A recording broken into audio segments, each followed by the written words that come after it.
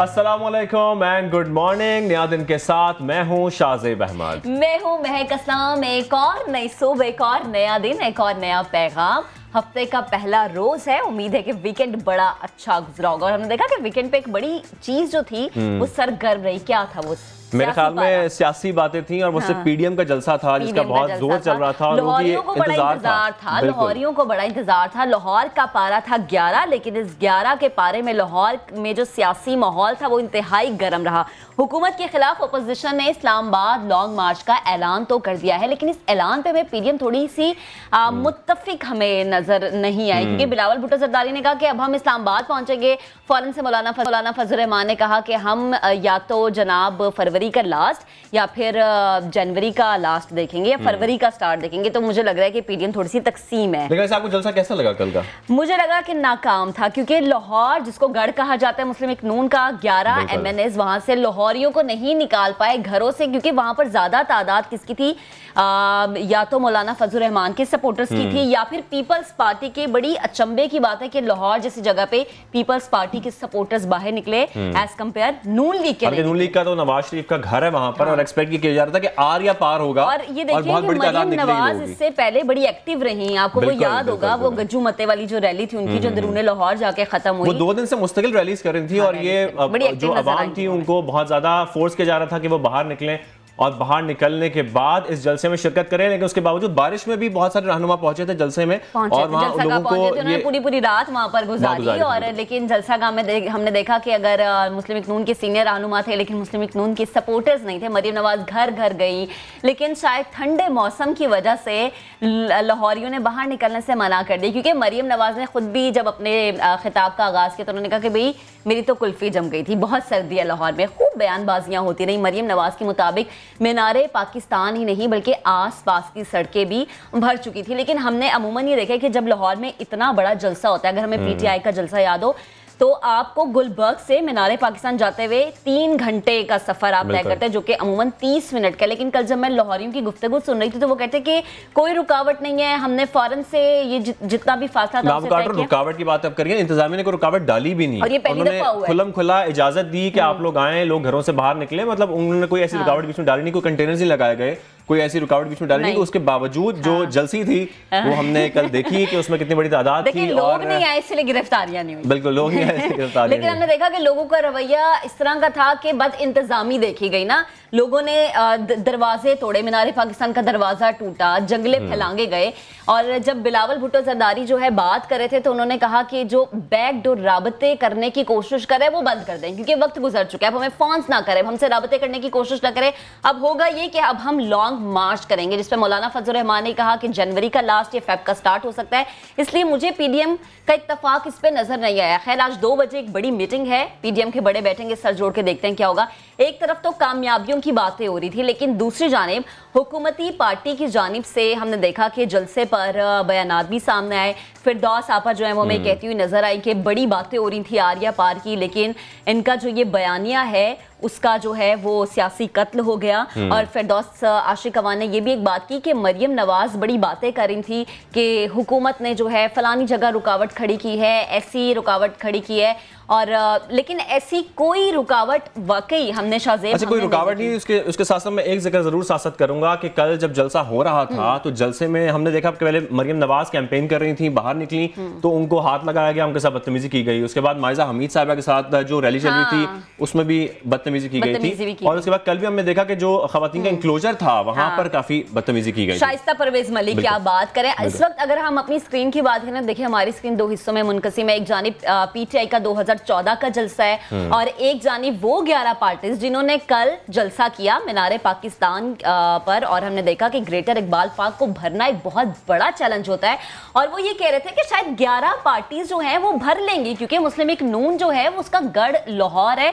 लेकिन अगर हम कहें कि चले यहाँ पे अवाम है, लेकिन अवाम का वो एटीट्यूड नहीं था जो कि मुस्लिम लीग नून को लेके पहले होता था, क्योंकि हर उम्र के लोग थे, बूढ़े थे, बच्चे थे, नौजवान थे, खवातीन भी थी, लेकिन हमें लोगों का शायद वो जज्बा नजर मैं इसमें एक बात ऐड भी करूंगा। कल हम रिपोर्ट भी चला रहे थे कि बहुत से लोग ऐसे थे वहां पर जो जलसा खत्म होने से पहले ही वहां से जाना शुरू हो गए थे। और वहां से एक बड़ी अच्छी चीज उन्होंने कही कि हम नवाज शरीफ के उस बयानी के साथ नहीं हैं, जो कि रियासत मुखालिफ है। हम नवाज शरीफ के उस बयानी के साथ है जो वो हमारे लिए बात कर रहे हैं। बाद में हमने देखा कि कुछ लोग जो निकल के गए उन्होंने इमरान खान के हक में नारे भी लगाए। अच्छा, एक और दिलचस्प तबसरा है। वैसे हम बात करेंगे, इंतजामिया बार बार ये बात वाजे कर रही थी कि कोरोना फैला हुआ है और इसमें एसओपीज को फॉलो करना बहुत जरूरी है। और एसओपीज में क्या क्या आता है, आपने मास्क पहनना है, सोशल डिस्टेंसिंग करनी है और बहुत सारी चीजें जो एसओपीज में आपने फॉलो करनी होती है। लेकिन आपको लगता है कि जलसे में वो चीजें हमें नजर आई? क्योंकि जलसी जब हम कल देख रहे थे तो उसमें एक, आप मान रहे हैं जलसी है, आपने कह दिया अच्छा ये जलसी है या जलसा है, लेकिन जो एसओपीज हैं वो फॉलो हो रहे थे। आपको पता है नहीं, एसओपीज सारे फॉलो नहीं हो रहे थे, एक एसओपी फॉलो जरूर हो रहा था और वो सोशल डिस्टेंसिंग का था। क्योंकि जो हमारे वजीर आला पंजाब हैं उस्मान बुज़दार साहब, उन्होंने ये बात की, ये मैंने नहीं कहा, उन्होंने कहा कि एसओपीज को फॉलो किया गया लेकिन सिर्फ और सिर्फ सोशल डिस्टेंसिंग को फॉलो किया है। उन्होंने ट्वीट की और ट्वीट में ये लिखा कि जो खाली पंडाल था उसमें लोग इतने फासले से खड़े हुए थे, उनको कहने का मकसद ये था कि लोग इतने फासले से खड़े हुए थे कि लग ही रहा था कि लोग सोशल डिस्टेंसिंग को फॉलो कर रहे हैं। तो मेरे ख्याल में इसमें थोड़ा बहुत बचाव कोरोना से हो जाएगा। लेकिन मरीम नवाज जब जलसा से खिताब करी थी उन्होंने कहा देखिए मास्क पहने और समाजी फासले का ख्याल रखें। मेरा सवाल मरीम नवाज साहिबा से ये है कि जहां पर 10 लोग इकट्ठे होते हैं उनके इकट्ठे होने से भी कोरोना फैलने का खदशा है और ये तो आप खुद बकौल आपके कि बहुत बड़ा क्राउड था। खैर दूसरी जानिब शैला रजा ने भी एक तस्वीर शेयर की जिसमें लोगों की एक बड़ी तादाद मौजूद थी, पर वो तस्वीर कल के जलसे की नहीं थी। शैला साहिबा को थोड़ा सा अपडेट होने की जरूरत है। बिल्कुल, खादिम हुसैन रिजवी साहब के जनाजे की वो तस्वीर थी जो कि शैला रजा साहिबा ने शेयर कर दी थी। बड़े वाज़े अंदाज में देखा जा सकता है। अब जरा उस शख्सियत का जिक्र करते हैं जो जब कराची की जमीन पे होते हैं तो उर्दू को तनकीद का निशाना बनाते हैं। जब लाहौर की सरजमीन पे थे तो उन्होंने लाहौरियों को हदफ तनकीद बनाया। मतलब पाकिस्तान की शान, नफरत फैलाने की मेरे ख्याल में कोशिश की जाती है और हम ये देख रहे होते हैं उनके साथ साथ कि वो ऐसे बयान दे देते हैं इसमें लोग ऑफेंड हो जाते हैं, चाहे वो कराची हो या लाहौर हो। देखिए मैं ये सोचती हूँ कि पाकिस्तान की शान मीनारे पाकिस्तान और मीनारे पाकिस्तान के नीचे खड़े होकर आप बात करें अफगानिस्तान की, आप कह रहे हैं कि लाहौरियों ने साथ दिया, आप ऐसा कैसे कर सकते हैं? मरियम नवाज पे हैरानगी मुझे इसलिए हुई क्योंकि वो मौजूद थी लेकिन उन्होंने कुछ नहीं बोला इस बात पर। महमूद अचकजई का कहना था कि लाहौर वाले अफगानों की सरजमीन पर कब्जे की कोशिश में अंग्रेजों का उन्होंने साथ दिया है। खैर हमने देखा जी कल के सियासी शो पर खूब बयानबाजियां हुई। हमने देखा कि हुकूमती नुमाइंदगान जब भी टॉक शोज में बैठ रहे थे उन्होंने कहा जी कि ये एक फ्लॉप जलसा है और इस तरह के जलसे तो जनाब वजीर आजम इमरान खान ने इससे बढ़ के जलसे जो है वो अकेले किए। इसी तमाम तर मामले पर हमें बात करने के लिए ज्वाइन किया है शिबली फराज साहब ने। तहरीक इंसाफ के बड़े एक्टिव रहनुमा है और वजीर इत्तलात भी हैं। अस्सलाम वालेकुम, गुड मॉर्निंग शिबली साहब, कैसे हैं आप? सबसे पहले तो मैं कल के जलसे पे कमेंट लेना चाहूँगी क्योंकि मैं जिस भी हुकूमती नुमाइंदे से बात कर रही हूँ वो कह रहा है कि ये जलसी था, ये जलसा नहीं था। आपके चेहरे की मुस्कुराहट भी मुझे ये बता रही है कि पीडीएम का बयानिया हार चुका। बिल्कुल जी, ऐसे ही है और ये उन्होंने कल किया था, हम तो बहुत शोर सुन रहे थे पहलू में दिल का, लेकिन कंसिडरिंग ये जानते हुए कि ये लाहौर वो जगह है जहाँ से कि उनकी मेजॉरिटी सीट्स हैं, सिर्फ 2 पीटीआई की हैं, बाकी सारी सीट्स इनकी हैं। तो अगर आप उसको भी अगर एक एमएनए भी अगर कोई साथ में बंदे ले आता तो ये जलसा बन जाना था। लेकिन इससे ये जाहिर हुआ है कि पाकिस्तान मुस्लिम लीग नून के अंदर भी जो शहबाज शरीफ ग्रुप है और जो बाकी ग्रुप्स हैं उन्होंने कोऑपरेट नहीं किया और इन्होंने एक ऐसा तस्वीर यही दिया कि न तो शहर में कोई एक ऐसा माहौल था, हमारे कैमरास फिर रहे थे, गवर्नमेंट ने कोई रुकावटें नहीं डाली, बिल्कुल आज़ाद माहौल था। लेकिन उसको यही हुआ कि ये एक्सपोज हो गए और कि इनको जो अपनी पार्टी में जो है तो इनके जो बयानिया है उसको सपोर्ट नहीं मिली।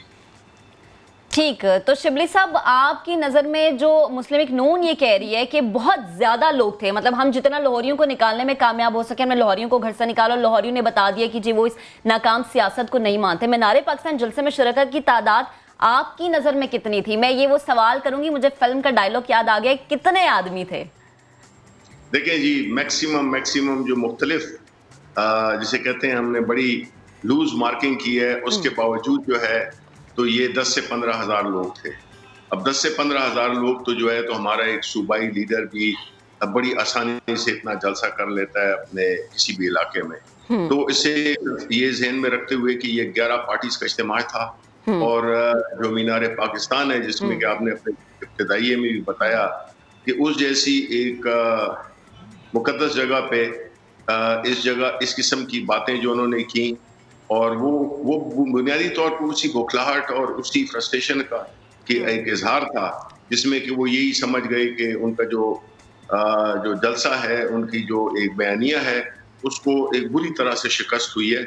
और वो मरियम नवाज के चेहरे पे भी नजर आ रही थी, उनकी आवाज भी उखड़ रही थी और उनकी जो बॉडी लैंग्वेज थी वो भी बिल्कुल इसी चीज को बता रही थी कि वो खुश नहीं है इस बुरी परफॉर्मेंस से।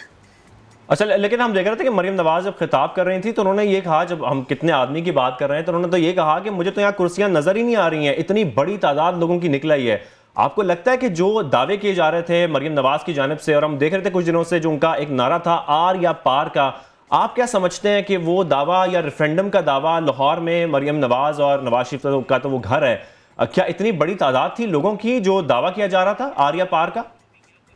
देखें, पहली बात तो ये कि इस तरह की बातें कोई कहता नहीं है जब ऐसी बातें हों।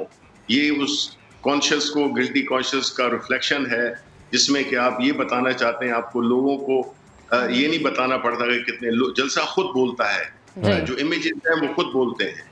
और उसके अलावा जो उन्होंने आर पार की बात की थी, तो वो तो जैसे कहते हैं ना आर हुए ना पार हुए, सिर्फ पार हुए। अच्छा शिबली साहब, एक बड़ी इंपॉर्टेंट चीज कल के जलसे में जो देखिएगी, जो जिसपे बड़ी तनकीद भी सामने आई, महमूद अचकजई साहब का बयान था। क्या आपको लगता है ये बयानिया वो है जिसपे पाकिस्तानी को मुत्तहिद किए जाने की बात हो रही है? मीनारे पाकिस्तान, पाकिस्तान की शान, जिसके साए तले राग अफगानिस्तान का था।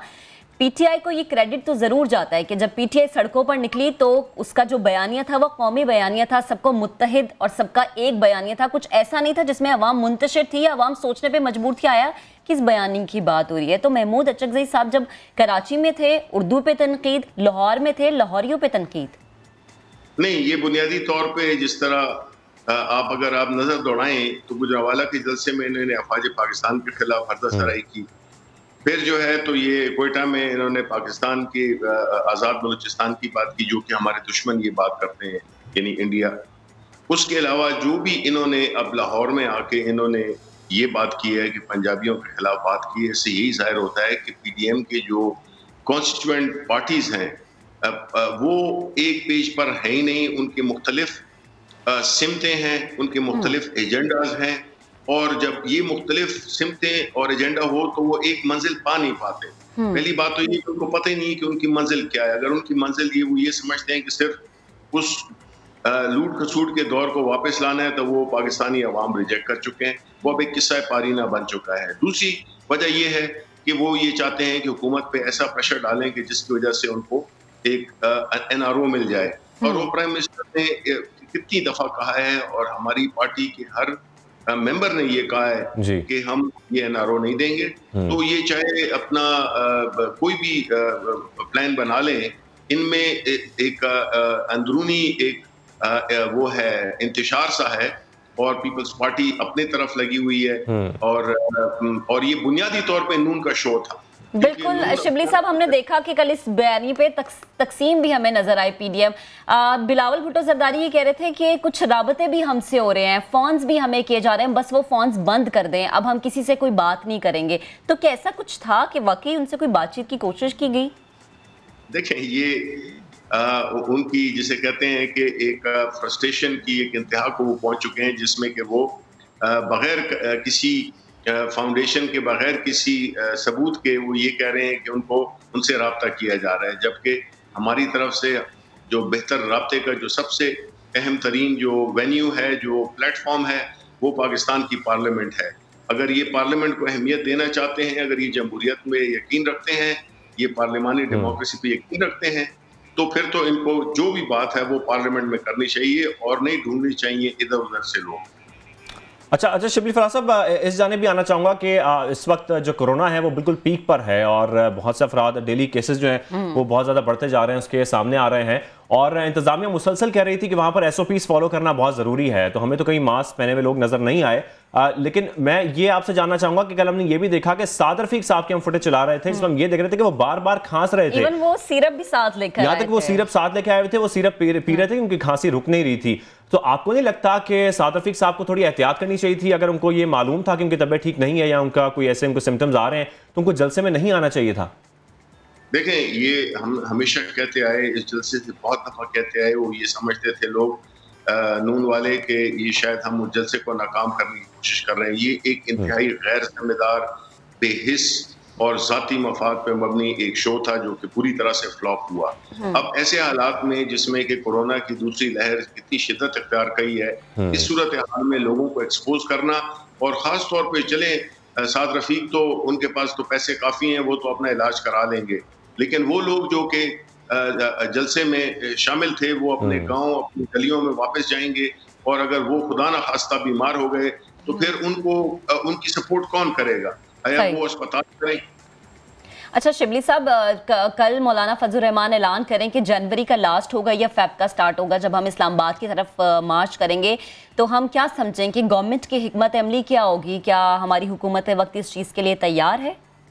देखें, हमारी हुकूमत उसी स्ट्रेटजी पे करामत पे अमल पैरा होगी जो कि हमने जलसे में किया। हम इनको बिल्कुल आने देंगे, इनको अगर कहीं पे रास्ते में बिरयानी चाहिए वो भी इनको दे देंगे। इनकी ये जो मुसलसल शिफ्ट कर रहे हैं, कल इन्होंने बहुत बड़े ऐलानात करने थे लेकिन वो कौम ने देख लिया कि उन्होंने उनके पास कोई लाहे अमल था ही नहीं। ये शिफ्ट करते जाते हैं डेट्स को। इनका बुनियादी मकसद है कि इलेक्टेड गवर्नमेंट को डिस्टेबलाइज किया जाए, मुल्क की मईशत को नुकसान पहुंचाया जाए ताकि लोग खड़े हो जाएं। ये इनका एक तरीका है, और ये दोनों चीज़ें बड़ी नेगेटिव एक्टिविटी है, ये एक मनफी सरगर्मी है, और इस मुल्क को अब आगे जाना चाहिए और आगे जा रहा है। हमारी इकॉनमी जिस मेहनत से प्राइम मिनिस्टर साहब ने काम किया है, हमारी इकॉनमी अब दोबारा अपने पांव पे खड़ी हो गई है, और आपने देखे होंगे कि महंगाई भी अब नीचे की तरफ आ रही है, और मुल्क के जितने भी इकोनॉमिक इंडिकेटर्स हैं वो बड़ी मुस्बत टेरिटरी में हैं। तो इसलिए इस सूरत हाल में कोई भी इस किस्म की पॉलिटिकल डिस्टेबलाइजेशन, जो कि शुक्र है अल्हम्दुलिल्लाह पाकिस्तान के अवाम ने उसको रिजेक्ट कर दिया है, अगर ये लाहौर में नहीं कर सके अपने आप को इकट्ठा, तो ये बाकी क्या करेंगे? लाहौरियों को लाहौर में नहीं बुला सके तो लाहौरियों को इस्लामाबाद में क्या बुलाएंगे? लेकिन आप ये कह रहे हैं कि अगर वो लॉन्ग मार्च भी करते हैं तो हुकूमत कोई रुकावट नहीं डालेगी? कोई रुकावट नहीं डालेंगे हम, बिल्कुल नहीं डालेंगे। अच्छा शिबली साहब, हमने एक और चीज़ देखी कल के जलसे में, बद इंतजामी उरूज पर थी। दरवाज़ा तोड़ा गया मीनार पाकिस्तान का, अंदर दाखिल होने के लिए ख़वातीन के साथ बदतमीज़ी की गई। कोई गिरफ्तारी अब क्या अमल में लाई जाएगी उन लोगों की जिन्होंने दरवाज़ा तोड़ के अंदर दाखिल होने की कोशिश की? बिल्कुल जी, देखें, न सिर्फ उन पे कार्रवाई की जाएगी बल्कि जितने भी लीडर्स थे PDM के और जितने भी सहूलतकार थे उनके खिलाफ FIR दर्ज होंगी, बिकॉज ये गैर कानूनी एक्टिविटी थी। इसको तो छोड़ें कि वो एक फ्लॉप शो था, ये गैर कानूनी भी था। तो इनके नजदीक कानून कोई अहमियत नहीं रखता। इनके नजदीक इनके लिए कानून एक होना चाहिए और आम लोगों के लिए दूसरा होना चाहिए। और जाहिर है कि ये जो एक तरीक़ेकार है वो प्राइम मिनिस्टर इमरान खान की क़यादत में ये बिल्कुल बदल रहा है। सबके लिए कानून होगा और वो इसमें कोई डिस्क्रिमिनेशन नहीं होगी। सही। तो शिबली साहब, अब हम ये समझे कि FIR कटेगी, गिरफ्तारियां होंगी, क्योंकि जलसा तो फ्लॉप हो गया हुकूमत की नजर में भी, तो जलसा फ्लॉप होने की को नजर में रखते हुए अब ये नहीं कहा जाएगा कि रफा दफा करो, बस कोई गिरफ्तारी नहीं। आप लोग क्या एक्शन लेंगे इस पे? देखें, हमने तो FIR दर्ज किए हैं, उसका एक लीगल प्रोसेस होता है। हम FIR दर्ज करेंगे और उसके बाद हम इनको ये मौका नहीं देंगे कि ये सियासी हीरो बने, कि ये जो है तो ये तो चाहेंगे कि इनको जेल में डाला जाए, लेकिन कानून अपनी टाइम में खुद चूज करेगा।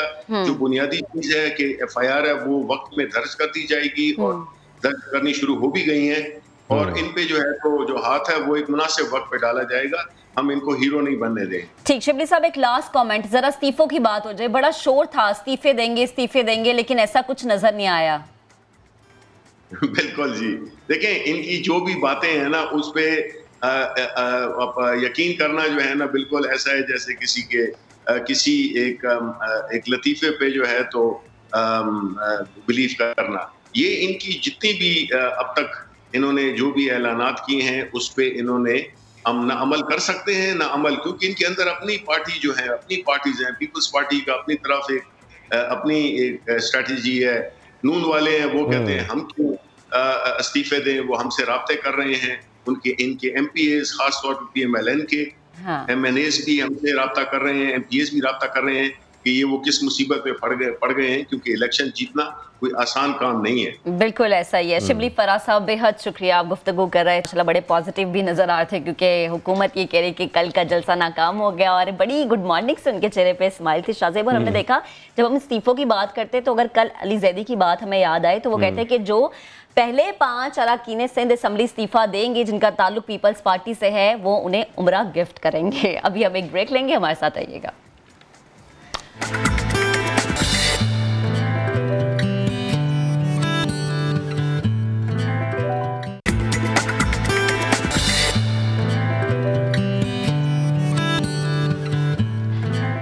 Welcome back once again. और ब्रेक पर जाने से पहले शिबली फराज साहब हमारे साथ मौजूद थे, जो कि बड़े ही खुश और बड़ी प्यारी स्माइल के साथ हमारे साथ बातें कर रहे थे। एक और बंदा बड़ा खुश आज, और वो कौन है? वो शाहजेब है। क्यों? आज इनकी बर्थडे है। Happy birthday. Thank you so much. अल्लाह ताला आपको बहुत खुशियां दे। हमारे सारे नाज़रीन जो है वो कह रहे होंगे केक की तरह हम प्रोग्राम के लास्ट में आप मुझे मुबारकबाद दें कि मैं भी जलसे से खुश हुआ मुझे अब याद आ गया बर्थडे की विश करनी। देखिए वो पीडीएम ने आपको गिफ्ट दिया है। तो जनाब आपकी आने वाली जिंदगी हंसती बसती रहे और ऐसी बहुत सारी बहारें आपको देखना नसीब हो। और कोई एक ख्वाहिश है आपकी जो कि रह गई है? मेरी बहुत सारी ख्वाहिशात हैं। अच्छा क्या है वैसे? टॉप वाली बता दें। नहीं मैं अपने प्लान यहाँ बताना नहीं चाहूँगा, लेकिन मेरी बहुत सारी ख्वाहिशात हैं, उसे हम बात करेंगे। देखिए हमारी टीम ने म्यूजिक भी जो है ना वो चलाना शुरू कर दिया। आज का क्या प्लान है? बड़ा प्यारा बैकग्राउंड दिया जा रहा है। मैं एक्सपेक्ट नहीं करता कि आप सेलिब्रेट करेंगी। नहीं अभी हम प्रोग्राम के बाद हम केक काटेंगे। मुझे सिर्फ ये बताएं कि आपका आज का प्लान क्या है? मेरा प्लान यही है कि महक असलम केक लेके आएंगी और इस शो में मेरा ये सेलिब्रेशन का केक है वो जरूर काटेंगे। ये आपकी यादगार बर्थडे होगी। नए दिन के प्लेटफॉर्म से हम आपकी बर्थडे सेलिब्रेट। वैसे पूछना नहीं चाहिए, कहते हैं मर्दों की तनख्वाह नहीं पूछनी चाहिए, औरतों की उम्रें नहीं पूछनी चाहिए, आपकी एज। तो बस फिर आप क्यों पूछ रही हैं? आप छोड़े इस बात को, आप एज को छोड़े, हम आगे बात करते हैं। आगे बढ़ते हैं और अब जरा बात कर लेते हैं उस खतरे की जो कि दुनिया भर में फैला हुआ है, जिसके वार जारी हैं। यानी हम बात करें कोरोना वायरस की। दूसरी लहर इंतहाई खतरनाक है। 24 घंटे में 2362 नए केसेस रिपोर्ट हुए। बिल्कुल महक, और मजीद 36 अफराद जान की बाजी हार गए। एक तरफ हम देख रहे हैं कि SOPs बनाए जा रहे हैं रेस्टोरेंट्स के लिए भी, और जो इज्तिमात हैं उस पर पाबंदी भी लगाई जा रही है। लेकिन दूसरी जाने जो हम ये देखते हैं कि साथ साथ जलसे होते हैं, तो महक मेरे ख्याल में जब जलसे होंगे, इतने बड़े इज्तिमात होंगे, इसमें हजारों लोगों का दावा भी किया जा रहा है, तो फिर ये कोरोना तो फैलेगा। बिल्कुल, और इसी पर बात करेंगे। हमें ज्वाइन किया है शेख साहब ने, जिन्हें पिंडी बॉय भी कहते हैं। और अस्सलाम वालेकुम, गुड मॉर्निंग शेख साहब। सबसे पहले तो आपको मुबारकबाद मैं दूंगी, वजीर दाखिला बन गए आप, आपकी कुर्सी तब्दील हो गई है, एक कुर्सी से उठ के दूसरी कुर्सी पे आप आ गए हैं। बड़ी बड़ी मुबारक हो आपको। तो शेख साहब कैसा फील हो रहा है इस कुर्सी पे बैठ के? अभी चार्ज लेने जा रहा हूँ। इसने कहा था कि बात करके जाएं, 10 बजे मैंने चार्ज छोड़ना है और 2 बजे लेना है। आज पहला दिन है, दुआ करें अल्लाह इस चैलेंज को कबूल करने की तौफीक अता करे। आमीन आमीन। तो शेख साहब क्या लग रहा है, कौन कौन से चैलेंज होंगे आपके सामने? देखिए अभी तो बेसिक बुनियादी तौर पे इंटरनल हैं, देखें एक्सटर्नल मामलात हैं।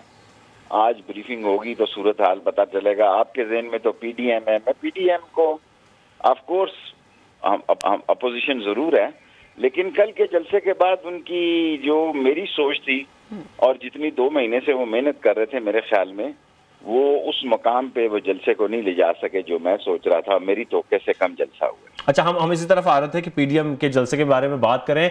अब आप उनको क्या कोई टफ टाइम देने जा रहे हैं? अब आप वजीर दाखिला बन गए हैं, और साथ साथ ये बताएं कि कल का जलसा आपने देखा, आपको क्या लगता है कि जो बड़े बड़े दावे किए जा रहे थे, हम इससे कबल ये बात कर रहे थे कि आर या पार का नारा लगाया जा रहा था, रेफरेंडम की बात की जा रही थी, और नून लीग का तो घर है लाहौर, आपको क्या लगता है कल का जो जलसा है वो कैसा रहा? आपकी क्या राय है? देखिए मौलाना फजलुर रहमान का एक फिक्स क्राउड है हर मदरसों में। हर मदरसे में 1000, 1200, 1300 तलबा है। उन्होंने बसों के जरिए उनको ऑफलोड किया वहां पे। लाहौर ने उस बड़ी तादाद में 13 MNA हैं, कुछ 40 MP हैं उनके। सो वो पार्टिसिपेशन नहीं हुई जो कि मैं सोचे बैठे था। और जितनी मरियम ने घर घर जाके दरवाजा खटकाया, मरियम साहबा ने, वो भी पजीराई नहीं मिली। इसका मतलब है कि लाहौर के लोग उनकी लोकल MNAs की कारकर्दगी से भी इतने उनके साथ नहीं है। और आप ये कह सकते हैं कि मीनारे पाकिस्तान के शायान शान नहीं था जलसा। PDM के बराबर जिस तरह पेशावर में हुआ, मुल्तान उन्होंने घंटा घर कर लिया। जलसा जरूर था, लेकिन जो उन्होंने हर चीज दाव पे लगा दी थी, आर या पार करने जा रहे थे, ना आर हुआ ना पार हुआ, बीच मंझधार में ही जलसा था। लेकिन शेख साहब जैसे आप कह रहे हैं कि जो मैंने सोचा था वैसे जलसा नहीं, आपने क्या सोचा था, बस ये जरा वाजे कर दें। मैं तो कोई लाख एक बंदा सोच रहा था कि लाख बंदा सारे पाकिस्तान से वो चंद हजार से भी क्रॉस नहीं कर सके मेरे सोच के मुताबिक। मैं वो वजीर नहीं हूँ को वैसे ही हवा में फायर करता जाऊं। मेरे ख्याल में पीडीएम के फजलुर रहमान की गैदरिंग, वो अपनी गैदरिंग लाने में कामयाब रहे, बाकी कोई पॉलिटिकल पार्टी अपना क्राउड नहीं ला सकती। और बिल्कुल शेख साहब, ये अलार्मिंग चीज थी कि भाई नून लीग का गढ़ जिसे लाहौर कहा जाता है, वहां पर हमने देखा कि लाहौरी हमें नजर नहीं आई, यानी मीनारे पाकिस्तान की पिच पर पीडीएम खेलने के बाद बैक टू पवेलियन हमें नजर आई। शेख साहब, हुकूमती अगर स्ट्रेटेजी की बात करें तो क्या हुकूमत की स्ट्रेटेजी यही होगी कि ठीक है खेलने दो इन्हें, खुद ब खुद एक्सपोज हो जाएंगे और मुंह की खाएंगे और फिर पीछे हट जाएंगे, या हुकूमत अब कोई और लाहेमल अपनाएगी? क्योंकि मौलाना ने तो कह दिया कि जनवरी के लास्ट या फेब के स्टार्ट में हम लॉन्ग मार्च करेंगे, इस्लामाबाद की जानिब बढ़ेंगे। जैसा वो करेंगे वैसा ही हम करेंगे, उनकी सूरत हाल को देखकर फैसले करेंगे। और every day is not Sunday, so हमें देखना होगा कि कब क्या करना है, वैसे ही करेंगे जैसी सूरत हाल। वैसे शिबली फराज साहब तो ये कह रहे हैं कि हम कोई रुकावट नहीं डालेंगे, तो इससे आप इस पे आपके तर्जुमान है, स्पोक्स पर्सन है, उनको बेहतर होगा। मेरे साथ मैंने अभी चार्ज नहीं लिया, 2 बजे चार्ज। अच्छा, तो शेख साहब, और जो बात हो रही थी इस्तीफों की वो तो हमें कल नजर ही नहीं आई, बड़े जलसे की बात थी, बड़े फैसलों की बात थी। आपने कल ये कहा कि नतीजा 0/0 था। मैं मायूस हुआ उनके इतनी मेहनत के बाद उनके रिजल्ट से, तो मुझे बहुत मायूसी हुई कि बस जलसा था आप कह सकते हैं, क्योंकि लाइव है, इतने जबरदस्त मीडिया हाउसेज हैं पाकिस्तान के, तो उसमें आप देखें अगर सीढ़ियों पे चढ़ने पे हंगामा होता है और गेट पे होता है वो भी दिखाया जाता है, यानी मिनट की कार्रवाई है। लेकिन जलसा जो है, जिस तरह उसका शोर था, खेड़ा पहाड़ और निकला चूहे वाली बात, चूहा जरा छोटा होता है उसे बड़ा कर लें, कोई चुकंदर वगैरह कर लें।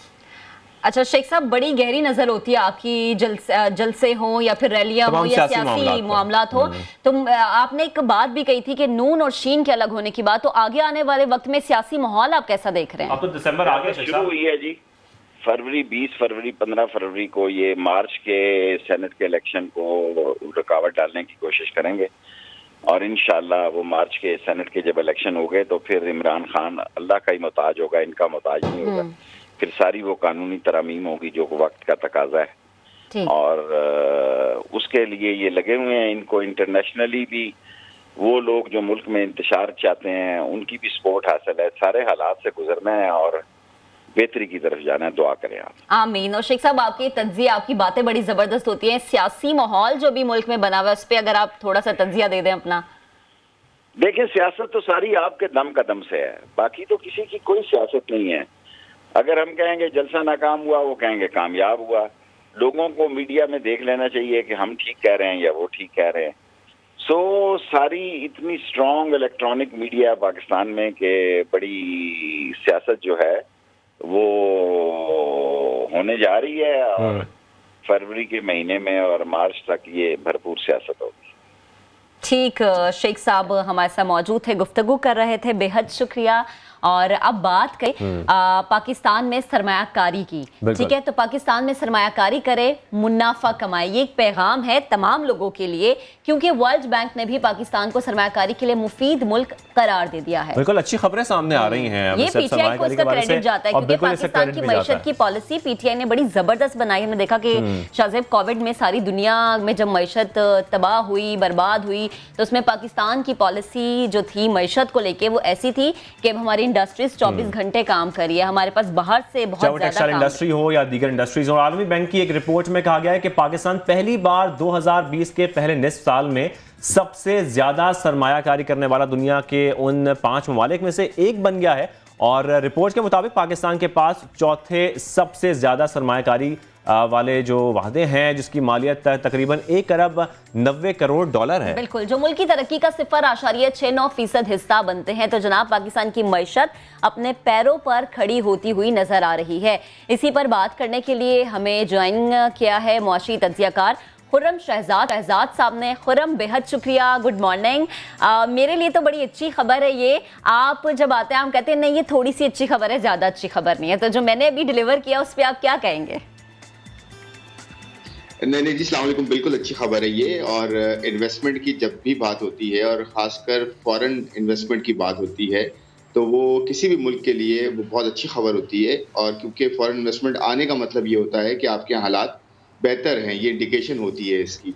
और देखें, ये जो खास रिपोर्ट आई है, ये बेसिकली जो है आपके यहाँ जो कंस्ट्रक्शन रिलेटेड इंफ्रास्ट्रक्चर जो आपके प्रोजेक्ट्स हैं उससे रिलेटेड बात की गई है इसमें। और इसमें जो प्राइवेट पार्टिसिपेशन जो होती है इन इंफ्रास्ट्रक्चर, ये उससे रिलेटेड है। और अच्छी बात ये है कि साउथ ईस्ट एशिया में भी इवन इंडिया से ज़्यादा, इवन बांग्लादेश से ज़्यादा अमाउंट की जो है इन्वेस्टमेंट की कमिटमेंट्स पाकिस्तान के पास फर्स्ट हाफ में थी।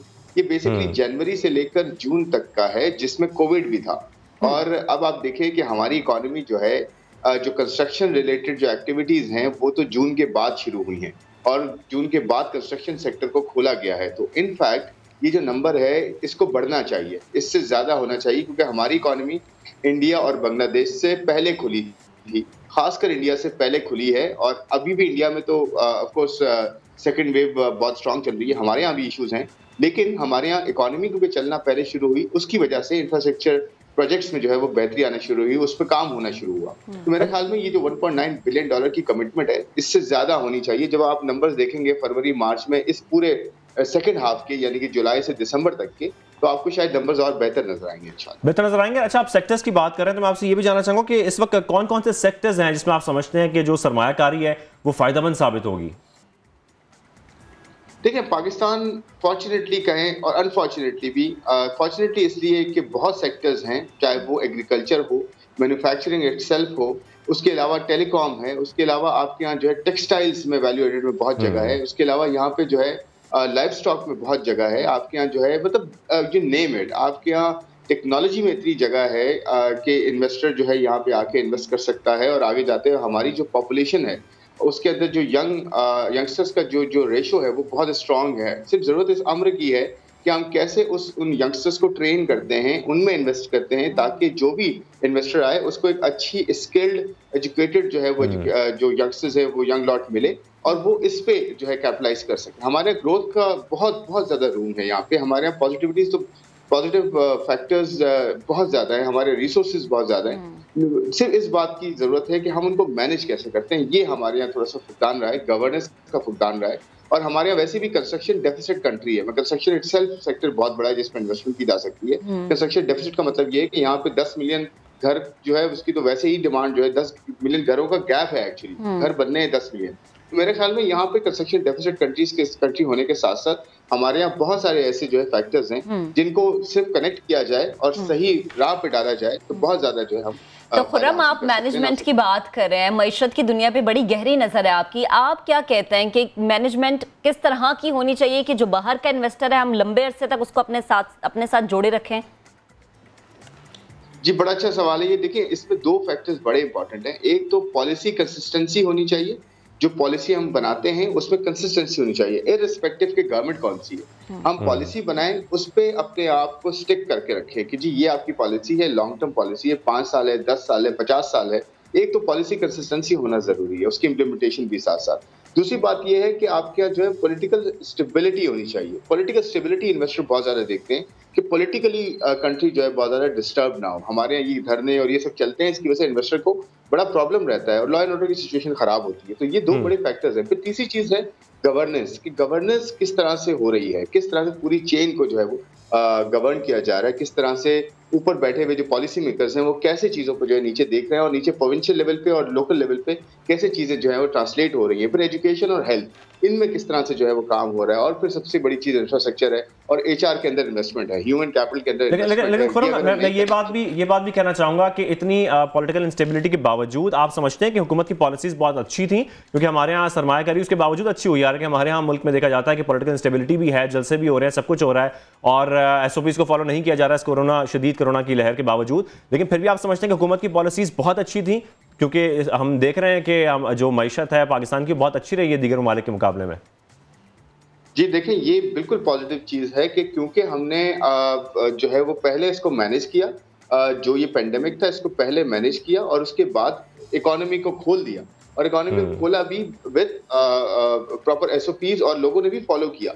लेकिन अमर जो बात जो है बेसिकली किस अमर की जरूरत है वो ये है कि यहाँ से ऑनवर्ड्स क्या होना चाहिए। देखिए, दोबारा सेकेंड वेव आ रही है और इसको हमने मैनेज करना है। अगर इसको हमने सही से मैनेज ना किया तो हमारी ये जो पॉजिटिव चीजें हुई हैं, जो हमारे यहाँ बेहतरी हुई है बनिस्बत दूसरे कंट्रीज के, ये हम सस्टेन शायद ना कर सके। तो हमें इस बात पे जोर देना है कि हम आगे चलते हुए कैसे SOPs को फॉलो करते हैं एज अ कॉम, गवर्नमेंट का कैसा साथ देते हैं और गवर्नमेंट इटसेल्फ कैसे इसको जो है वो मैनेज करते आगे जाते हैं, ताकि ये मोमेंटम बरकरार रहे और आने वाले दिनों में आवाम को भी साथ देना पड़ेगा।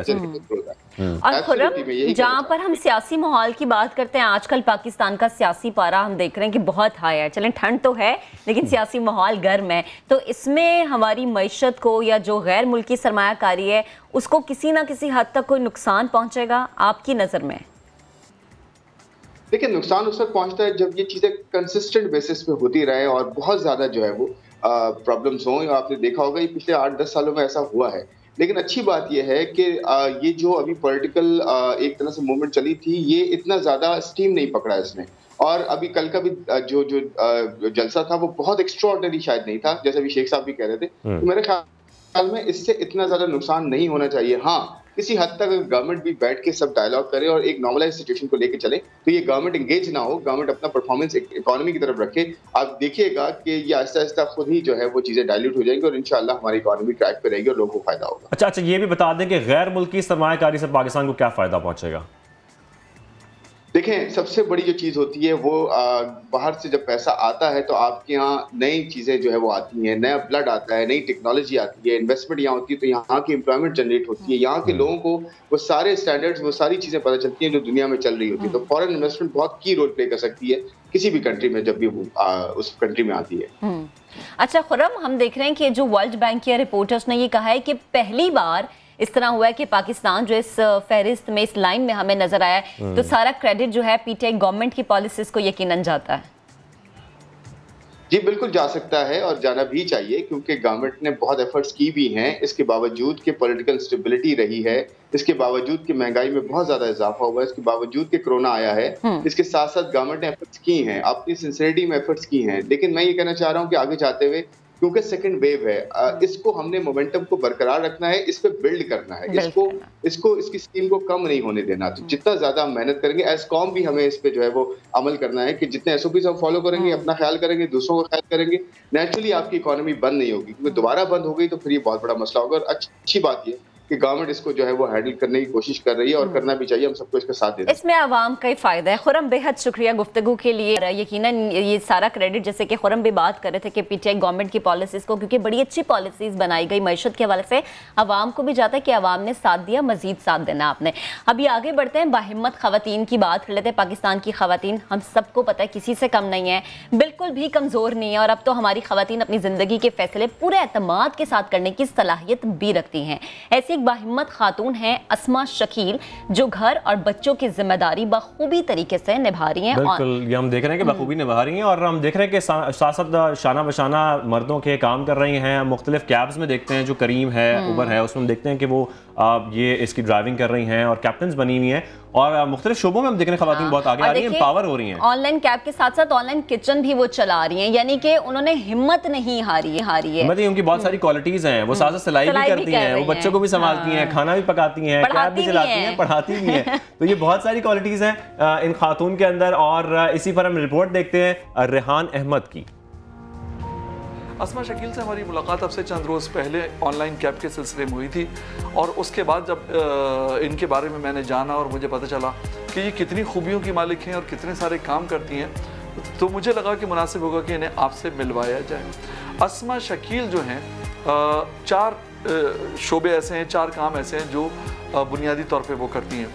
वो कैब चलाती हैं कराची की सड़कों के ऊपर, उसके अलावा वो ऑनलाइन कुकिंग करती हैं, ऑनलाइन कैब के अलावा ऑनलाइन कुकिंग भी करती हैं, उसके अलावा वो ट्यूशन्स पढ़ाती हैं और स्टिचिंग भी करती हैं। ये सारे काम वो एक दिन के अंदर करती हैं और बहुत खुश हैं। तो अस्मा से बात करते हैं इस हवाले से कि किस तरह से वो अपना टाइम मैनेज करती हैं और ये सारे काम वो एक दिन में कैसे करती हैं। तो ये बताइए कि कब से कैब चला रही हैं और कैब चलाना इसलिए आपने क्यों किया? प्रोफेशनल वुमेन तो मैं जब ही बन गई थी जब उनको मेरे हस्बैंड को हार्ट अटैक हुआ था। हार्ट अटैक के बाद मैंने ये है कि जब सब कुछ ज़ाहिर है फाइनेंशियली मेरे पर सब कुछ आ गया था कि मतलब ज़ाहिर है वो हस्बैंड की क्रिटिकल कंडीशन थी कि वो नहीं कर सकते थे, तो फिर मैंने ज़ाहिर है अपने घर के लिए मैं खड़ी हुई थी। और इसी दौरान में फिर मैंने अपना डिसीजन लिया, फिर मैंने मोंटेसरी का जो है ना कोर्स किया, डिप्लोमा किया। मैंने फिर मतलब घर भी देखा, हस्बैंड को भी देखा, अपना डिप्लोमा भी किया और मतलब टीचिंग की है। मैंने 13 साल टीचिंग की है टीचिंग के बाद ये है कि उसी टीचिंग के बाद तकरीबन 13 साल के बाद मैंने ये ऑनलाइन कैब ज्वाइन की। टैक्सी आप कितने घंटे चलाती हैं? ये है कि मेरा एक रूटीन है, मैं कैलकुलेटेड टाइम से मैं काम कर रही होती हूँ। मुझे सुबह मैं 5:30 बजे उठती हूँ, नमाज वमाज के बाद मैं जो हूँ अपनी ऑनलाइन कैब पे चली जाती हूँ। उसके बाद मैं जब आती हूँ तकरीबन 10-11 बजे तक, जब मेरा जितना भी टारगेट होते हैं वो करके मैं आ जाती हूँ। उसके बाद मुझे अपना जो है कुकिंग का करना होता है, और मुझे जैसे ऑर्डर होता है, ऑर्डर के लिहाज से जैसे टाइम दिया हुआ होता है कि हमें इस टाइम पे चाहिए, तो उस लिहाज से मैं आते ही जल्दी फिर कुकिंग का करती हूँ।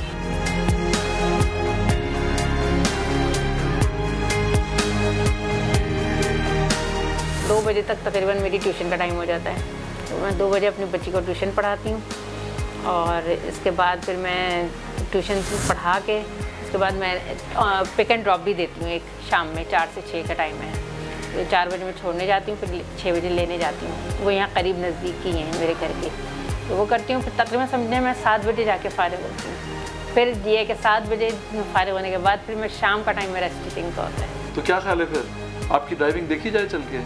राइड पे लेके चल रही हैं हमें? जी हाँ बिल्कुल। और हम देखेंगे आप कैसी ड्राइव करती हैं? जी ज़रूर। क्या ख्याल है? ज़रूर, बहुत अच्छा ख्याल है।